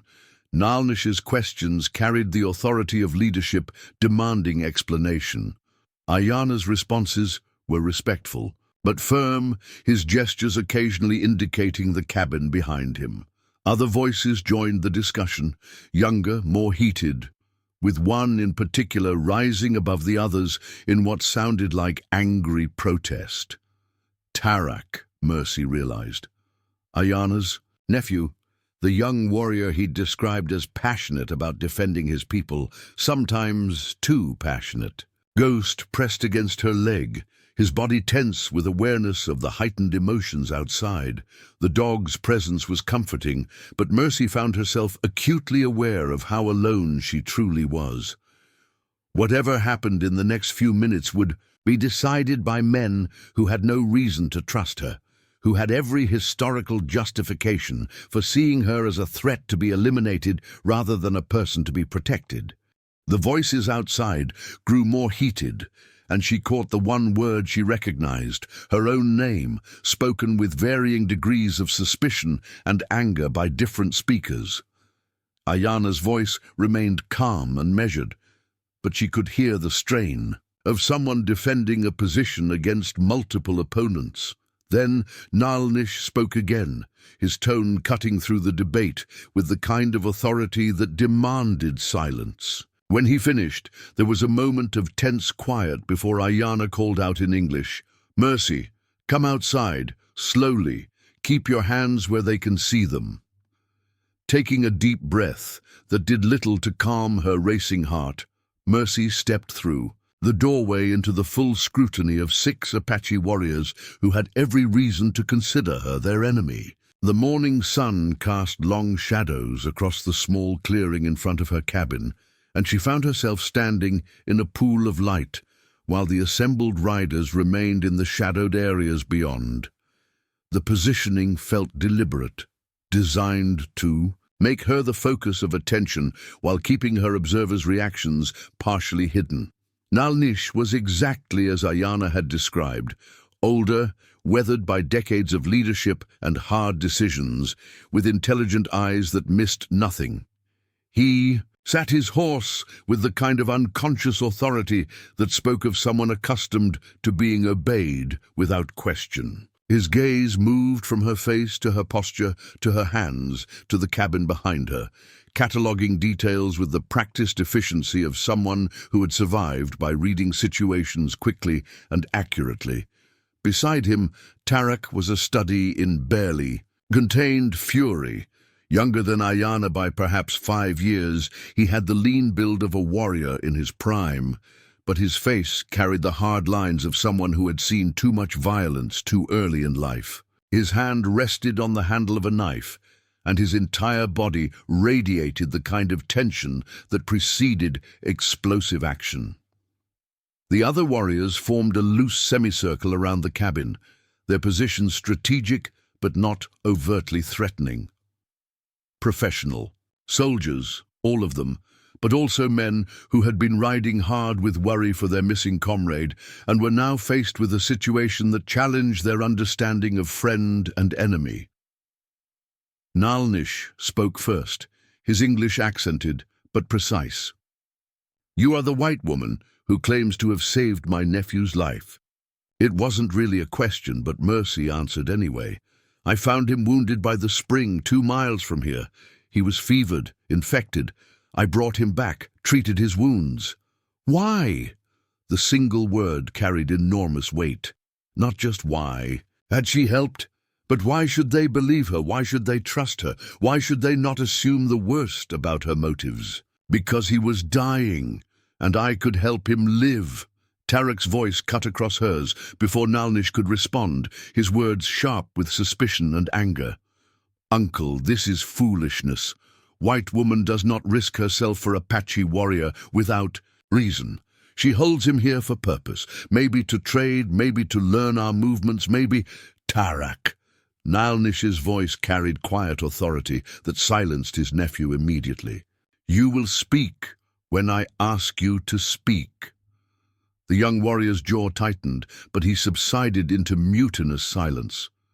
Mercy could see the conflict in his posture, respect for his uncle's leadership warring with deep-seated suspicion and what looked like genuine fear for Aiyana's safety.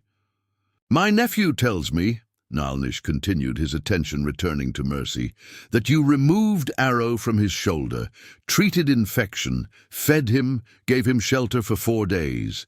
He says you asked nothing in return, threatened him in no way, kept his weapons within his reach. That's true.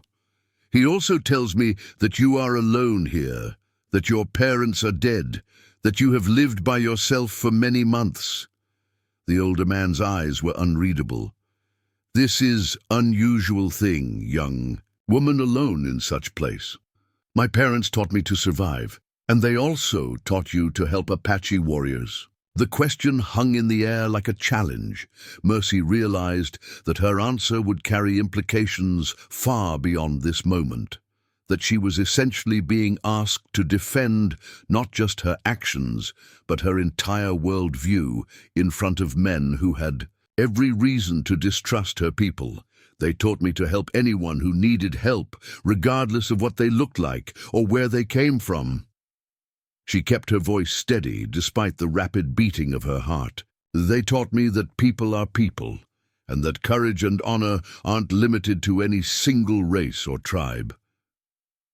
One of the younger warriors muttered something in Apache that sounded distinctly skeptical. Tarak's expression grew even harder, and she saw his hand tighten on his weapon, but Nalnish studied her with what might have been renewed interest. "These are unusual teachings for white settlers. My parents were unusual people. And you?" The question came from Aiyana, who had remained silent during the initial exchange. "Are you unusual person, Mercy Thorne?" The use of her full name in front of his people felt significant, a formal acknowledgement of her identity that carried weight she couldn't fully understand. All eyes were on her now, waiting for her response to what was clearly a crucial question. "I don't know," she said honestly. "I know that when I found someone hurt and dying, I couldn't walk away. I know that these past 4 days I've learned more about Apache people than I learned in 16 years of living in this territory. And I know that if the situation were reversed, I would hope someone would show me the same mercy I tried to show him." Tarek exploded into angry Apache, his words coming fast and heated. She didn't need translation to understand that he was arguing against her, probably questioning her motives, her truthfulness, her very right to exist in what he undoubtedly considered Apache land. But as he spoke, she noticed something interesting. The other warriors weren't all nodding in agreement. Some looked thoughtful, others uncertain. Whatever internal politics existed within this group, Tarek's position wasn't universally supported. Nalnish let his great-nephew speak for nearly a minute before raising his hand for silence. When he spoke, his voice carried the kind of weary patience that suggested this wasn't the first time he'd had to manage Tarek's passionate anger. The older man's response was measured, thoughtful, and long enough to be a complete explanation rather than a simple dismissal. When he finished, Tarek's expression had shifted from fury to frustration, but he didn't argue further. "My nephew," Nalnish said, switching back to English, "believes that no white person can be trusted, that your kindness is trick, that we should take Aiyana and leave you to face consequences of whatever trap you have set." "And what do you believe?" Mercy asked, surprised by her own boldness. The question seemed to amuse Nalnish slightly. "I believe that woman who would ask Apache elder such question is either very brave or very foolish, possibly both." "I'm definitely both," Mercy admitted, and was surprised to see what might have been the beginning of a smile cross the older man's weathered features. "You understand," he continued, "that this situation is complicated. Apache warrior found in white woman's cabin. This raises questions that have no easy answers. Some will say you captured him, others that you helped him. Some will say he was weak to accept help from settler, others that he was wise to take advantage of offered kindness. What will you say?" "I will say what I see with my own eyes and hear with my own ears." Nalnish's gaze moved from her to Aiyana and back again. "I see nephew who is alive when he should be dead, who speaks of debt of honor to woman who saved his life. I see woman who stands before 6 Apache warriors without weapon, without fear, speaking truth as she understands it." "Uncle," Tarek said urgently, his English heavily accented but clear, "you cannot trust—" "I trust what I see," Nalnish cut him off firmly. "And what I see is more complicated than your anger allows you to understand." The tension in the clearing was palpable, but Mercy sensed that something had shifted. The immediate threat of violence seemed to be receding, replaced by something more complex, a negotiation of principles and loyalties that would determine not just her fate, but the meaning of everything that had transpired over the past 4 days. Aiyana stepped forward slightly, positioning himself where he could address both his uncle and his people directly. "I ask you to hear full story," he said in English, though Mercy suspected the choice of language was deliberate, a way of including her in the conversation rather than talking about her as if she weren't present. "4 days ago, I was shot by Apache, who believe cooperation with whites is betrayal, left to die because I seek peace instead of war. This woman found me, saved. My life asked nothing in return. She has shown me that honor exists in hearts I did not expect to find it." His words carried the formal cadences of someone making an official statement, and Mercy realized that he was essentially testifying on her behalf before a tribunal of his peers. She asks no payment, no promise, no protection. She helps because help is needed. She shows that friendship is possible between Apache and white if both choose to see human heart instead of skin color. Tarak's response was immediate and heated, his words in Apache, but his meaning clear from his gestures and tone. He was arguing against everything Aiyana had said, probably invoking the long history of betrayal and violence that had shaped Apache-settler relations. But as the debate continued, Mercy noticed that the other warriors were beginning to look thoughtful rather than simply hostile. Whatever Aiyana was telling them, it was having an impact on at least some of his audience. The sun climbed higher as the discussion continued, and Mercy found herself studying the faces of the men who held her life in their hands. These weren't the faceless enemies of frontier legend, but individuals with their own personalities, histories, and perspectives. Some appeared naturally inclined toward caution, others toward action. Some seemed to trust their leader's judgment, others to question any decision that didn't align with their own preconceptions. They were, she realized, much like any group, of people facing a difficult decision, struggling to balance competing values and concerns, trying to do what was right, while protecting what they held most dear. The recognition that these Apache warriors were fundamentally no different from any other people faced with an unprecedented situation filled her with something approaching hope. If they were people like any others, then perhaps they could be, reached with the same appeal to fairness and humanity that would work with anyone else. When Nalnish finally spoke again, his voice carried the weight of decision. "We will hear full story," he announced in English, "all of it. Then we decide what truth is and what must be done."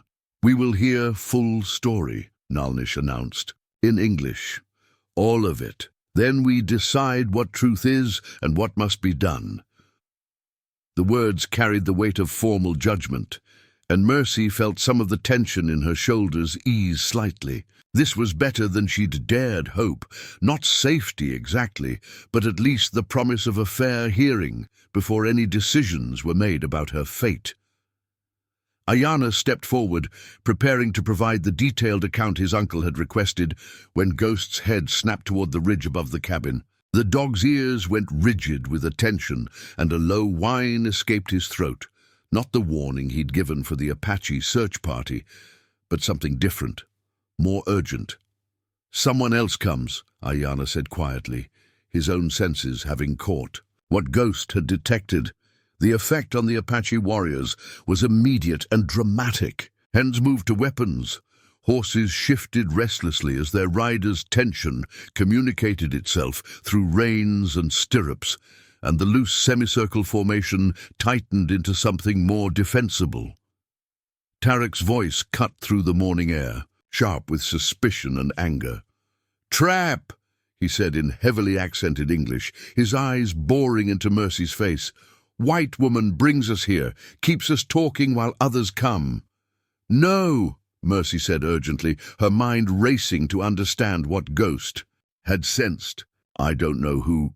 The sound of a single horse moving at speed across rocky ground became audible to human ears, and moments later a rider appeared on the ridge overlooking her small valley.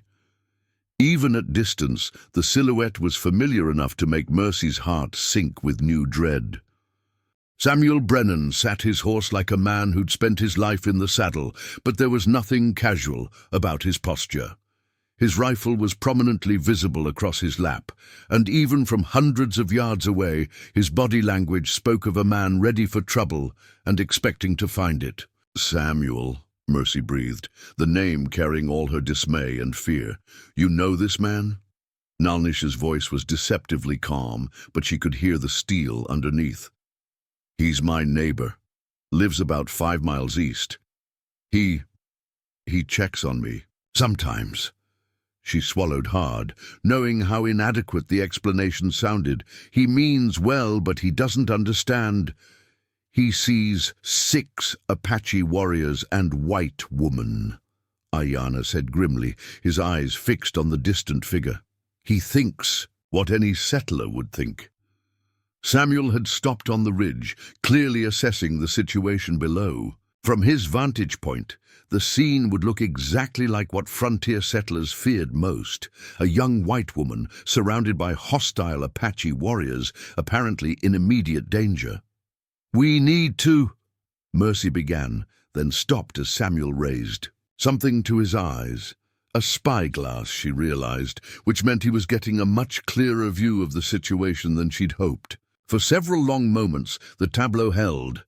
Apache warriors prepared for conflict, Mercy caught between them and an approaching settler, and Samuel Brennan studying them all through his magnifying lens, no doubt reaching conclusions that would lead to exactly the kind of violence everyone claimed they wanted to avoid. Then Samuel lowered the spyglass, and even at distance, his movements conveyed grim determination. He wheeled his horse around and disappeared back over the ridge at a gallop. "He's going for help," Mercy said, her voice hollow with the certainty of disaster approaching. "He'll ride to the nearest ranch, gather every man he can find, and come back here expecting to rescue me from Apache raiders." The silence that followed her words was charged with the weight of imminent catastrophe. Everything that had been carefully balanced, the growing trust between her and Aiyana, Nalnish's willingness to listen to reason, even Tarek's grudging acceptance of his uncle's authority, would be shattered when Samuel returned with an armed posse of settlers convinced they were riding to save a helpless woman from savage kidnappers. "How long?" Nalnish asked, his voice carrying the practical authority of a leader calculating time and distance. 2 hours, maybe less if he finds help quickly. 3 or 4 hours if he has to ride further. Mercy's mind was racing, trying to think of some way to prevent the collision she saw coming. When he comes back, he'll have at least 12 men with him, all armed, all expecting trouble. Tarek's reaction was immediate and predictable. He erupted into rapid Apache, his words clearly advocating for immediate departure, probably arguing that they should take Aiyana and leave before the settlers could return in force. But Nalnish raised his hand for silence, his weathered face thoughtful as he considered options that all seemed to lead to bloodshed. "If we leave now," he said slowly, "white men come, find empty cabin, believe you were taken by Apache raiders. They follow our trail, catch us in open ground where they have advantage of rifles and numbers. If you stay," Mercy added reluctantly, "they'll arrive expecting a fight and probably start shooting before anyone can explain anything. And if we go but leave you here," Aiyana said quietly, "they will not believe your story of helping Apache warrior. They will think you lied to protect yourself, or that we forced you to lie." The logical trap was complete. Every option led to violence, misunderstanding, and the destruction of any possibility that individual acts of courage and compassion could bridge the divide between their peoples. Mercy found herself thinking of her parents, of their belief that people could rise above the prejudices that seemed to define frontier life. Her father's voice echoed in her memory. "Sometimes the hardest thing about doing right is that it looks like doing wrong to people who can't see past their own fear." "There might be another way," she said slowly, an idea beginning to form despite the apparent hopelessness of their situation. All eyes turned to her, and she realized that she was about to propose something that would require more courage than she was sure she possessed. "Samuel knows me, trusts me. If I can talk to him before he brings others, maybe I can convince him that he's misunderstood the situation." She took a deep breath. But it would mean riding out to meet him alone, and trying to explain everything before he has time to organize a rescue party. Tarek's response was a sharp bark of laughter that held no humor whatsoever. "White woman rides to white man, tells him Apache warriors are guests, not captors. He believes this because why?" "Because I've never lied to him," Mercy said with more confidence than she felt. Because he's known me since I was a child, and he knows I'm not the kind of person who breaks easily under pressure. And because... She paused, trying to find words for something she wasn't sure she could articulate. Because sometimes people surprise you by being better than you expect them to be. Nalnish studied her face with the intensity of someone trying to read truth in features and expressions. This Samuel Brennan, he is reasonable man, capable of listening to unexpected truth. I don't know, Mercy admitted. He's set in his ways.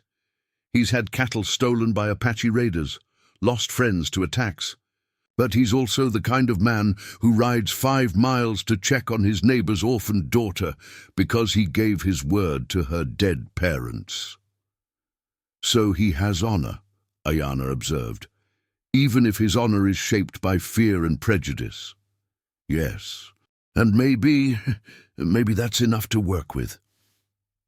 The silence that followed was filled with the sound of 6 people trying to calculate odds that seemed to favor disaster regardless of what choice they made. Mercy found herself studying the faces around her, Nalnish's weathered features showing the weight of leadership and long experience with impossible decisions, Tarek's youthful anger warring with obvious intelligence, the other warriors' expressions ranging from skeptical to grimly resigned.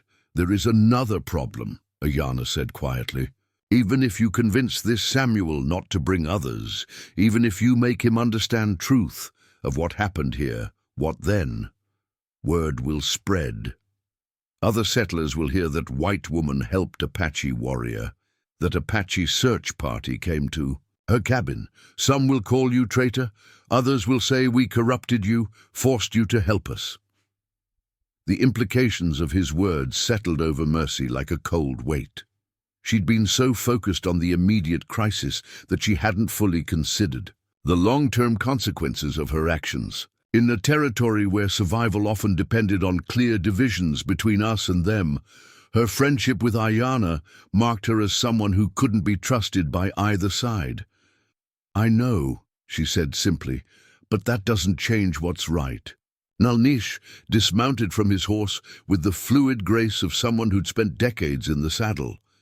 The gesture seemed significant, a leader stepping down from his position of mounted authority to address her as an equal.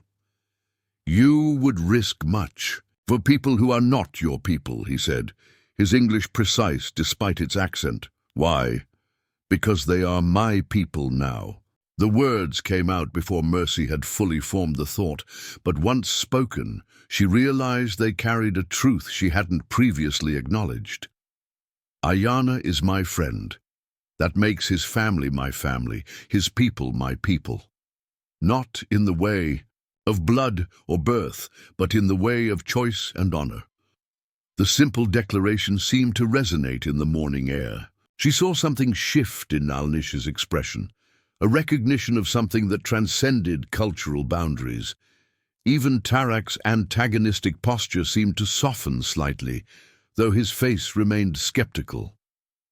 And what of your own people? One of the other warriors asked, his English hesitant but clear. White settlers who will not understand this choice? Some won't understand, Mercy acknowledged, but maybe some will.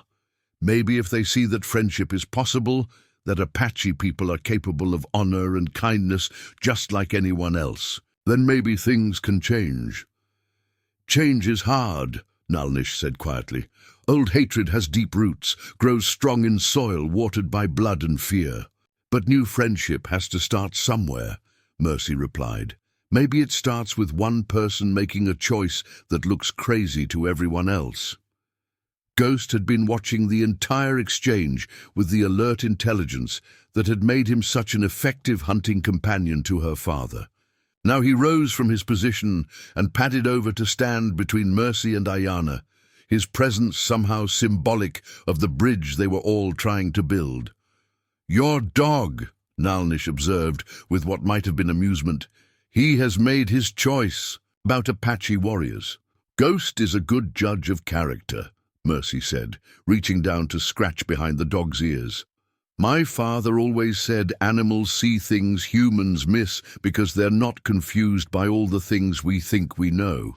In the distance, dust clouds were beginning to rise against the clear sky, riders moving fast across the desert, heading in their direction.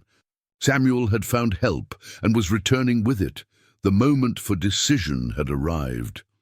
"I have to try," Mercy said, her voice steady despite the fear that was making her hands shake. "I have to ride out and meet them, try to prevent bloodshed." "And if you cannot convince them?" Aiyana asked quietly. Mercy met his eyes, seeing in them the same resigned courage she'd observed in her father when he'd faced impossible choices. "Then at least I'll have tried. Sometimes that's all anyone can do. Try to be better than the world expects them to be, and hope it's enough." The dust clouds were closer now, and the sound of multiple horses moving at speed was becoming audible. Time was running out for talk and deliberation. Soon they would all be forced into the roles that frontier politics demanded. Settlers and Apache, rescuers and captors, us and them. Unless somehow, impossibly, individual courage could carve out space for a different kind of story to unfold. Mercy walked toward her horse, knowing that she was about to attempt something that would either save them all or destroy any chance of the understanding they'd been building. But as she prepared to mount up and ride toward an uncertain confrontation, she carried with her the memory of 4 days when friendship had transcended every boundary that should have made it impossible. If she was about to die for that friendship, at least she would die knowing it had been real. If she was about to die for that friendship, at least she would die knowing it had been real. Mercy's horse, a sturdy mare her father had trained for. Desert travel sensed her tension as she approached. The animal's ears flicked nervously, responding to the charged atmosphere that seemed to crackle between the assembled Apache warriors and the approaching dust clouds on the horizon. "Wait," Nalnish said, his voice carrying quiet authority. "It's too late for you to ride out alone. They are too close, moving too fast. They will see you leaving Apache warriors and think you escaped from captors." The truth of his observation hit her like a physical blow. In her desperation to prevent bloodshed, she'd miscalculated the timing. Samuel and his rescue party were less than a mile away now, close enough to see any movement around the cabin, close enough to interpret her departure in the worst possible light. "Then what do we do?" she asked, though she suspected she already knew the answer. "We face them here," Aiyana said quietly. "Together, all of us." The word "together" carried enormous weight. It meant that whatever happened in the next few minutes, Apache warriors and a white settler woman would stand as allies, rather than as captors and victim. The gesture would either demonstrate the possibility of cooperation between their peoples or provide tragic proof that such cooperation was impossible. Tarak's response was immediate and heated, his words in Apache, but his meaning clear from his gestures toward the approaching riders. He was arguing against making themselves vulnerable to attack, probably advocating for defensive positions that would give them tactical advantage in case of violence. But Nalnish's reply was firm and final, carrying the authority of someone accustomed to making life-and-death decisions for his people. When he finished speaking, Tarek's expression showed frustration, but also grudging acceptance of his uncle's judgment. "We will stand in open ground," Nalnish announced in English. "No weapons drawn, but ready. We show we do not hide, do not threaten, but also do not submit to fear." The positioning he chose was strategically sound, close enough to the cabin to use it for cover if necessary, but far enough away to avoid appearing to hold it hostage. The Apache warriors formed a loose line, their posture alert but not aggressive, while Mercy stood slightly ahead of them with Ghost at her side. The symbolism was clear. She was with them by choice, not by force. The dust clouds resolved into individual riders as they crested the final ridge. Samuel in the lead, followed by at least 15 other men, all armed and clearly expecting trouble. Mercy recognized several faces among them, ranchers from the surrounding area, a few drifters who sometimes worked cattle drives, even old Henrik from the general store in the nearest settlement. All good men in their way, she realized, but men shaped by frontier realities that had taught them to shoot first and ask questions later when it came to Apache warriors and endangered white women. Samuel's horse was lathered with sweat from hard riding, and his face showed the grim determination of a man who'd seen too much violence in his 50-odd years on the frontier. When he spotted Mercy standing with the Apache warriors, rather than cowering behind them, his expression shifted from rescue mission urgency to complete confusion. The entire party pulled up about 50 yards away, close enough for conversation, but far enough to avoid immediate conflict. Mercy could see them taking in the scene, 6 Apache warriors, weapons visible but not drawn, herself standing freely among them, Ghost calm and alert at her side. It wasn't what they'd expected to find, and the confusion was written clearly on their weathered faces. Mercy! Samuel's voice carried across the distance, heavy with concern and bewilderment. What in God's name is happening here?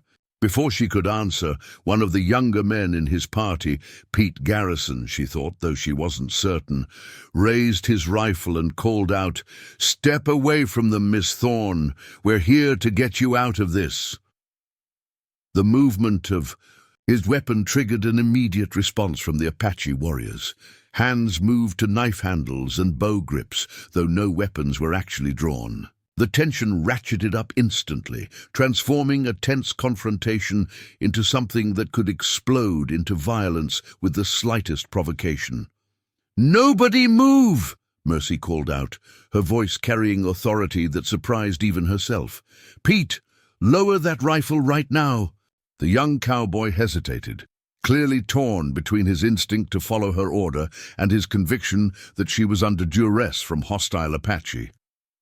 "They ain't hurt you?" Samuel asked, his own rifle remaining across his saddle, but ready for immediate use. "Made you say things, threaten you?" "No one has threatened me," Mercy replied, keeping her voice level and clear. "These men are here because I sent word that I needed to speak with their leader about an important matter." The lie came easily, born of desperation and the knowledge that the truth would be impossible to explain quickly enough to prevent bloodshed. But even as she spoke it, she knew it wouldn't hold up under scrutiny. What kind of important matter? This from another member of Samuel's party, suspicion heavy in his voice. Mercy found herself looking directly at Nalnish, and in his dark eyes she saw something that might have been encouragement. The old leader had heard her lie, understood her attempt to diffuse the situation, and was giving her space to work.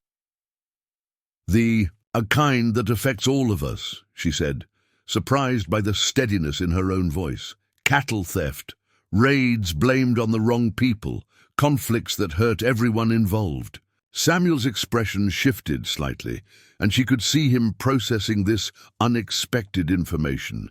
He'd lost cattle to thieves himself, had been part of posses that had tracked stolen herds into Apache territory, only to lose the trail in the vast wilderness. "You're telling me these Apache know something about cattle thieves?" he asked carefully. "I'm telling you that assumptions can be dangerous things," Mercy replied, "and that sometimes the people we think are our enemies are actually trying to solve the same problems we are." One of the men behind Samuel muttered something about Apache lies and savage tricks, but the older rancher held up his hand for silence. Whatever else he might be, Samuel Brennan was not a stupid man, and he was beginning to realize that the situation was more complex than he'd assumed. "Mercy," he said, his voice carrying the weight of years of concern for her welfare. "I've known you since you were knee-high to a grasshopper. Your pa asked me to look out for you." and I gave him my word. Now I need you to tell me straight. Are you here by choice, or are these men holding something over you?"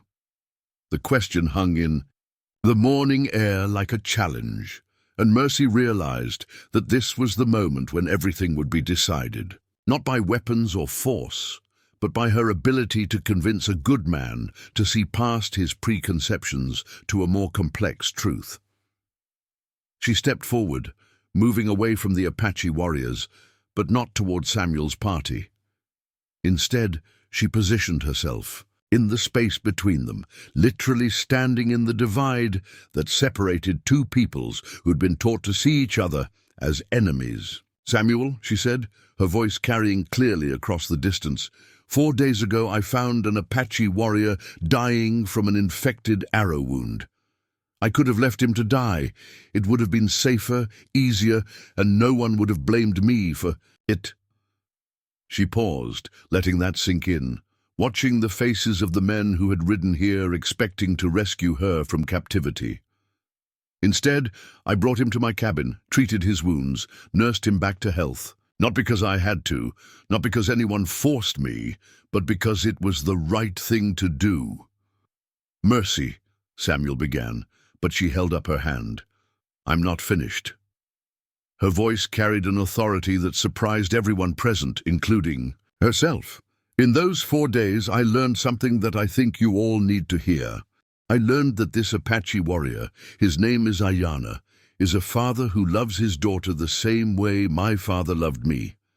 I learned that he was shot not by settlers, but by other Apache who disagreed with his efforts to build peace instead of war." The murmur that went through Samuel's party was audible, and she could see doubt beginning to replace certainty on several faces. "I learned that he's been tracking the same cattle thieves you've been chasing, Samuel. The ones who've been stealing from both Apache and settler herds, then disappearing into the wilderness while we blame each other for the losses." This information hit its target. Samuel's face went through a series of rapid changes as he processed. The implication that the raids they'd all assumed were Apache-led might be something else entirely. "You're saying some other group is stealing cattle and letting us blame the Apache?" he asked carefully. "I'm saying that sometimes the truth is more complicated than we want it to be," Mercy replied. "And I'm saying that the man standing behind me risked his life trying to uncover that truth, because he wants his daughter to grow up in a world where Apache and settlers don't have to be enemies." She turned slightly, addressing both groups now, her voice carrying the passionate conviction of someone who had found something worth fighting for. "Look at us," she said, gesturing to encompass the entire scene. "Apache warriors and white settlers, all armed, all ready to fight, all convinced that the other side represents everything dangerous and wrong in this world. But what if we're wrong? What if the real enemies are the people who profit from keeping us at each other's throats?" Tarek spoke up then, his English heavily accented but clear. "White woman speaks truth. Men who steal cattle, sell guns to both sides, grow rich while Apache and settlers die. These are real enemies." The fact that one of the Apache warriors had spoken directly to Samuel's party, acknowledging Mercy's words and adding his own testimony, seemed to shift something in the atmosphere. The rigid battle lines that had defined the confrontation began to blur slightly. "I don't know what to make of all this," Samuel said slowly, his rifle now resting more casually across his saddle. "You're asking me to believe that everything I thought I knew about Apache raids is wrong." "I'm asking you to consider the possibility," Mercy replied, "and I'm asking you to look at what's right in front of you. Do I look like a captive to you? Do these men look like they're holding me against my will?" Samuel's gaze moved from her face to her posture, to the calm way Ghost sat beside her, then to the Apache warriors themselves. She could see him reassessing, trying to reconcile what he was seeing with what he'd expected to find. "The dog," he said suddenly. "Ghost there. He'd be raising hell if he thought you were in danger. That animal's been protective of you since your folks died." "Ghost likes them," Mercy said simply. Animals see things we miss because they're not confused by prejudice. Old Henrik from the general store spoke up then, his voice querulous, but thoughtful. I heard tell of Apache been asking questions about cattle thieves. Didn't pay it much mind at the time. Figured it was some kind of trick. What kind of questions? Nalnish asked, his English precise despite its accent. About which ranches been hit, about timing of raids. Henrik paused, clearly uncomfortable with addressing an Apache leader directly, like they was trying to figure out patterns or something. The information seemed to resonate with several members of Samuel's party, and Mercy could see understanding beginning to dawn on some faces. The idea that Apache might be investigating cattle theft rather than perpetrating it was difficult to accept, but the evidence was beginning to accumulate. There's something else, Mercy said, sensing that momentum was shifting in favor of understanding, rather than violence. Aiyana was ambushed by other Apache because they thought his cooperation with whites was betrayal. He nearly died trying to build bridges between our peoples. She looked directly at Samuel, her voice carrying the weight of personal conviction. He's not my enemy, Samuel. He's my friend. And friendship like that, friendship that crosses every boundary society says should exist, that's something worth protecting, don't you think? The question hung in the desert air, challenging everyone present to choose between the comfortable certainty of old prejudices and the difficult hope of something better. The question hung in the desert air, challenging everyone present to choose between the comfortable certainty of old prejudices and the difficult hope of something better. For a long moment, the only sounds were the whisper of wind through sagebrush and the restless shifting of horses as their riders grappled with ideas that challenged everything they thought they knew about friend and enemy, us and them. Samuel was the first to break the silence, his weathered features showing the strain of a man forced to reconsider beliefs he'd held for decades. "I've known you since you were a child, Mercy," he said slowly, his rifle now completely at rest. "Your folks raised you right, taught you to think for yourself if you say these men are friends rather than enemies." He paused, clearly struggling with concepts that went against everything frontier life had taught him. "Well, I reckon I need to listen to what you're telling me." The simple statement sent ripples of reaction through both groups. Some of Samuel's party looked relieved, others confused, and a few openly skeptical. But the immediate threat of violence seemed to be receding, replaced by something more complex and potentially more hopeful. Pete Garrison, the young cowboy who'd first raised his rifle, spoke up with obvious confusion. "Mr. Brennan, you can't be serious. These are Apache warriors we're talking about. They've been raiding settlements, stealing cattle." "Have they?" Samuel interrupted, his voice carrying new thoughtfulness. "Or have we just assumed they have because that's what we expected?" "The evidence," Pete began. "What evidence?" This from Henrik, whose years of trading had given him a practical understanding of how information could be manipulated. "Cattle disappear. We find Apache sign nearby. We assume Apache took them. But what if someone wanted us to find that sign? What if someone profits from keeping us fighting each other instead of looking for the real thieves?" The idea was taking root, Mercy realized. These weren't stupid men, just men who'd been working from incomplete information and reasonable assumptions that might not be so reasonable after all. Nalnish stepped forward then, his movement deliberate and dignified. When he spoke, his English was formal and precise, carrying the authority of someone accustomed to speaking for his people.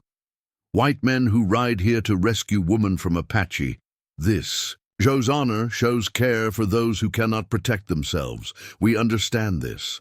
We respect this." His gaze moved across Samuel's party, meeting eyes directly despite the cultural taboos involved. "But what you find here is not what you expected. You find women who chose to save Apache life, Apache warriors who come in peace to thank her for this gift." "Thank her?" This from one of the older ranchers, his voice carrying surprise. "My nephew was dying when this woman found him," Nalnish continued. "She could have left him to die, would have been safer for her, easier, and none would have blamed her. Instead, she risked her safety, her reputation, her very life to nurse him back to health.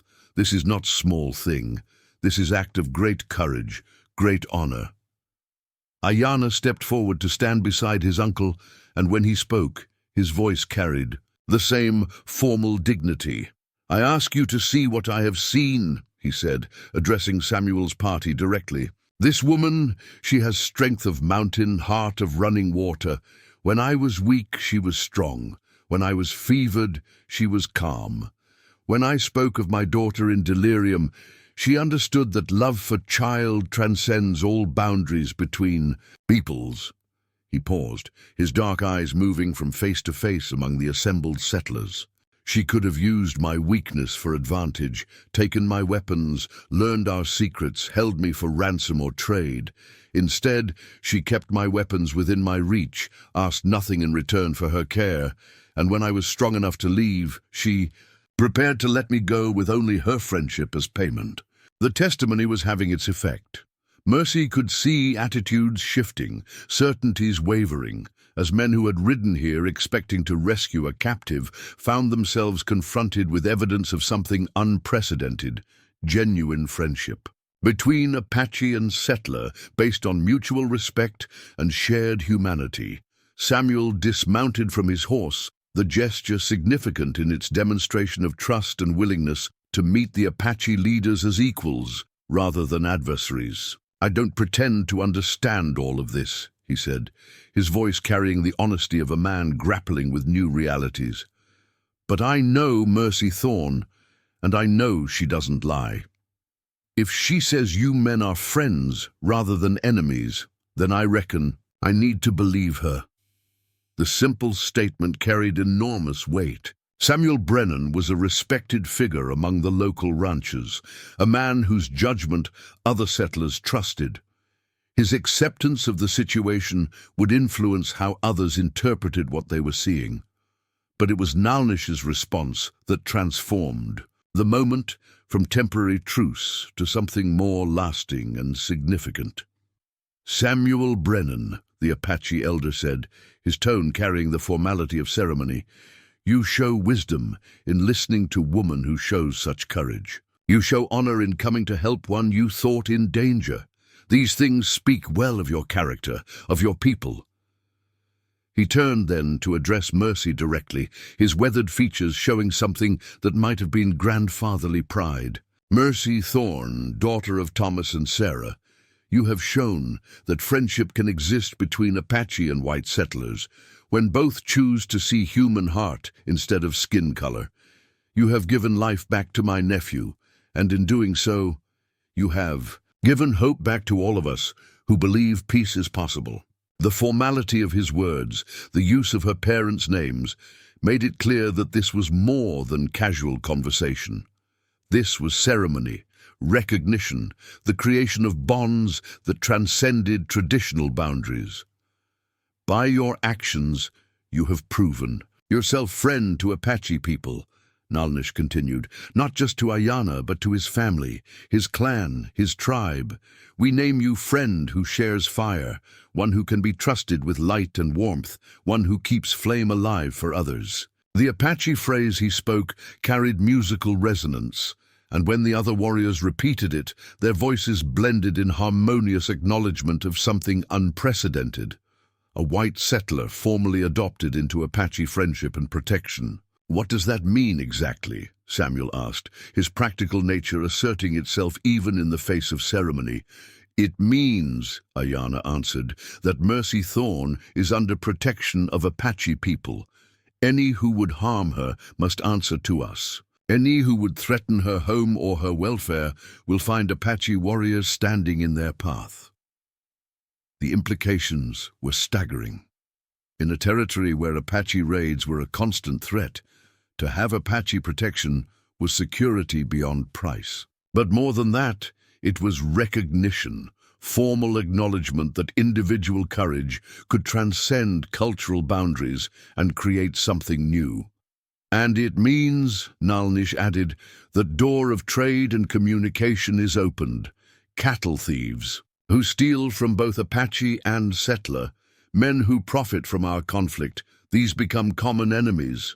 We share information, work together to find truth that serves both peoples. One of Samuel's men, an older rancher named Jim Crawford, spoke up with obvious interest. "You're saying you'd help us track the real cattle thieves?" "We say that Apache warriors know this land, know signs and trails that white men might miss," Tarek said, his English careful but clear. "We say that Apache people lose cattle too, lose horses, lose young men who are blamed for crimes they did not commit." The practical implications were beginning to dawn on Samuel's party. Apache cooperation in tracking cattle thieves would be invaluable. Their knowledge of the terrain, their tracking skills, their network of information across the territory could solve problems that had plagued settlers for years. "This would require trust," Samuel said slowly, "on both sides." "Trust begins with one person choosing to see past fear to possibility," Mercy said, her voice carrying quiet conviction. "It begins with someone being willing to be the first, to extend their hand in friendship instead of raising it in anger." As if responding to her words, Nalnish extended his hand toward Samuel in the white man's gesture of greeting and agreement. For a moment, the Apache elder's weathered palm hung in the desert air, an offer of unprecedented cooperation between peoples who had been enemies for generations. Samuel looked at the extended hand, and Mercy could see the weight of decision in his expression.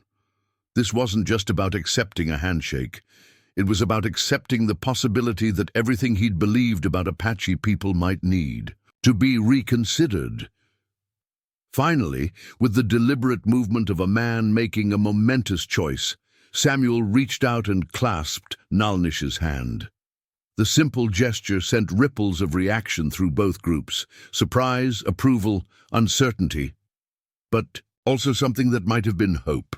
"I reckon," Samuel said, his voice gruff with emotion, "that if Mercy Thorne can see past differences to friendship, then maybe an old fool like me can learn to do the same." The handshake lasted only moments, but its significance would resonate. Far beyond this desert morning, other members of Samuel's party began to look thoughtful rather than hostile, while the Apache warriors showed signs of cautious approval. As the formal ceremony concluded and the immediate crisis passed, practical matters began to assert themselves.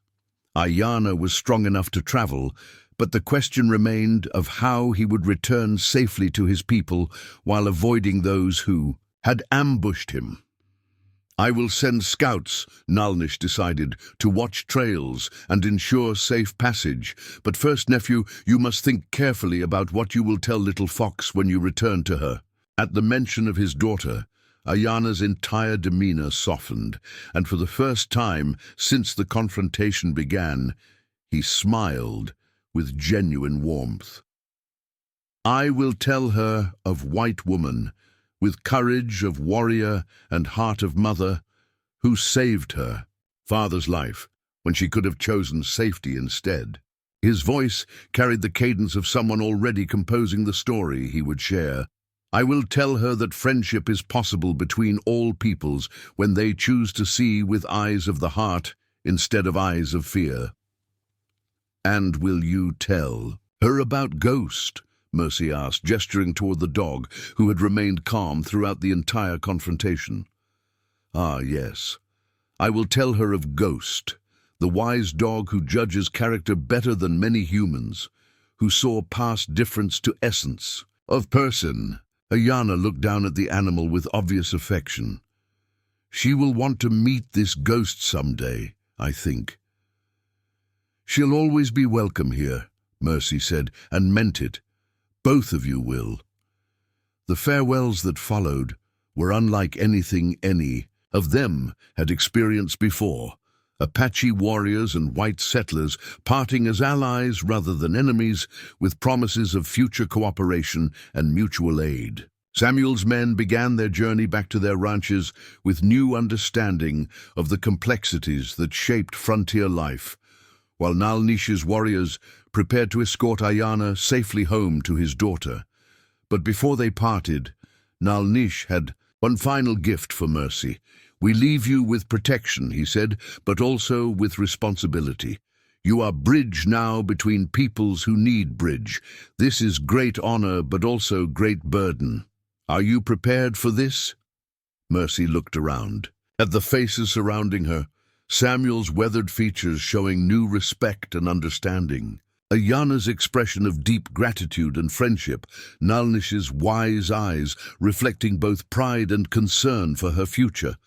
These men had all been changed by their encounter, just as she had been changed. "I'm ready," she said, and realized that for the first time in 6 months she truly was. The sun was high overhead by the time the various parties began their departures. Samuel's men rode away with stories that would reshape how at least some settlers viewed Apache people, while Nalnish's warriors prepared for their journey home with new hope that peace might be possible. Aiyana was the last to leave, and his farewell carried the weight of genuine friendship forged in the crucible of crisis and mutual respect. "Friend who shares fire," he said, using the Apache phrase Nalnish had taught her. "You have given me back my life and my future with Little Fox. This debt can never be repaid, only remembered with gratitude." "It's not a debt," Mercy replied. "It's a gift that goes both ways. You reminded me that I don't have to choose between survival and humanity. I can have both." As the Apache warriors disappeared over the ridge, heading toward home and family and the continuation of their own complex lives, Mercy stood alone in front of her cabin with Ghost at her side. But this solitude felt different from the isolation she'd known for the past 6 months. She was no longer just a survivor hiding in the desert. She was a bridge between worlds, a friend to people on both sides of a cultural divide, a living example that individual courage could create change. Even in the most divided communities, the sanctuary she'd built in her small valley remained, but it was no longer just a refuge from the world. It had become a place where impossible friendships could take root, where understanding could grow between the most unlikely people, where the future could be shaped by choices made with courage rather than fear. As evening approached and she prepared for another night in the cabin that had sheltered so much transformation, Mercy realized that her real life was just beginning. The girl who had hidden from the world after her parents' death was gone, replaced by a young woman ready to help build the kind of future her parents had dreamed of, one where people were judged by their character rather than their origins, where friendship could transcend any boundary, and where individual acts of courage could light the way toward a better world. Ghost settled beside her as the desert night began its familiar symphony, but tonight the sounds seemed different, less lonely, more connected to the vast network of life that stretched across the territory and beyond. Tomorrow would bring new challenges, new opportunities to build bridges or tear them down, new choices between fear and hope. But tonight, Mercy Thorne sat in her sanctuary, knowing that she was no longer alone in the world. She had friends among the Apache, allies among the settlers, and most importantly, she had discovered that courage shared multiplies rather than divides, creating possibilities that exist only when people choose to see past surface differences to the common humanity beneath. The story of the sanctuary had become something larger than survival. It had become a story of transformation, of friendship, and of hope for a future where such friendships might no longer be unprecedented miracles, but simply the natural result of people choosing to see each other as they truly are, fellow travelers on the difficult journey of being human in a complex and challenging world. Up next, you've got 2 more standout stories right on your screen. If this one hit the mark, you won't want to pass these up. Just click and check them out. And don't forget to subscribe and turn on the notification bell so you don't miss any upload from us.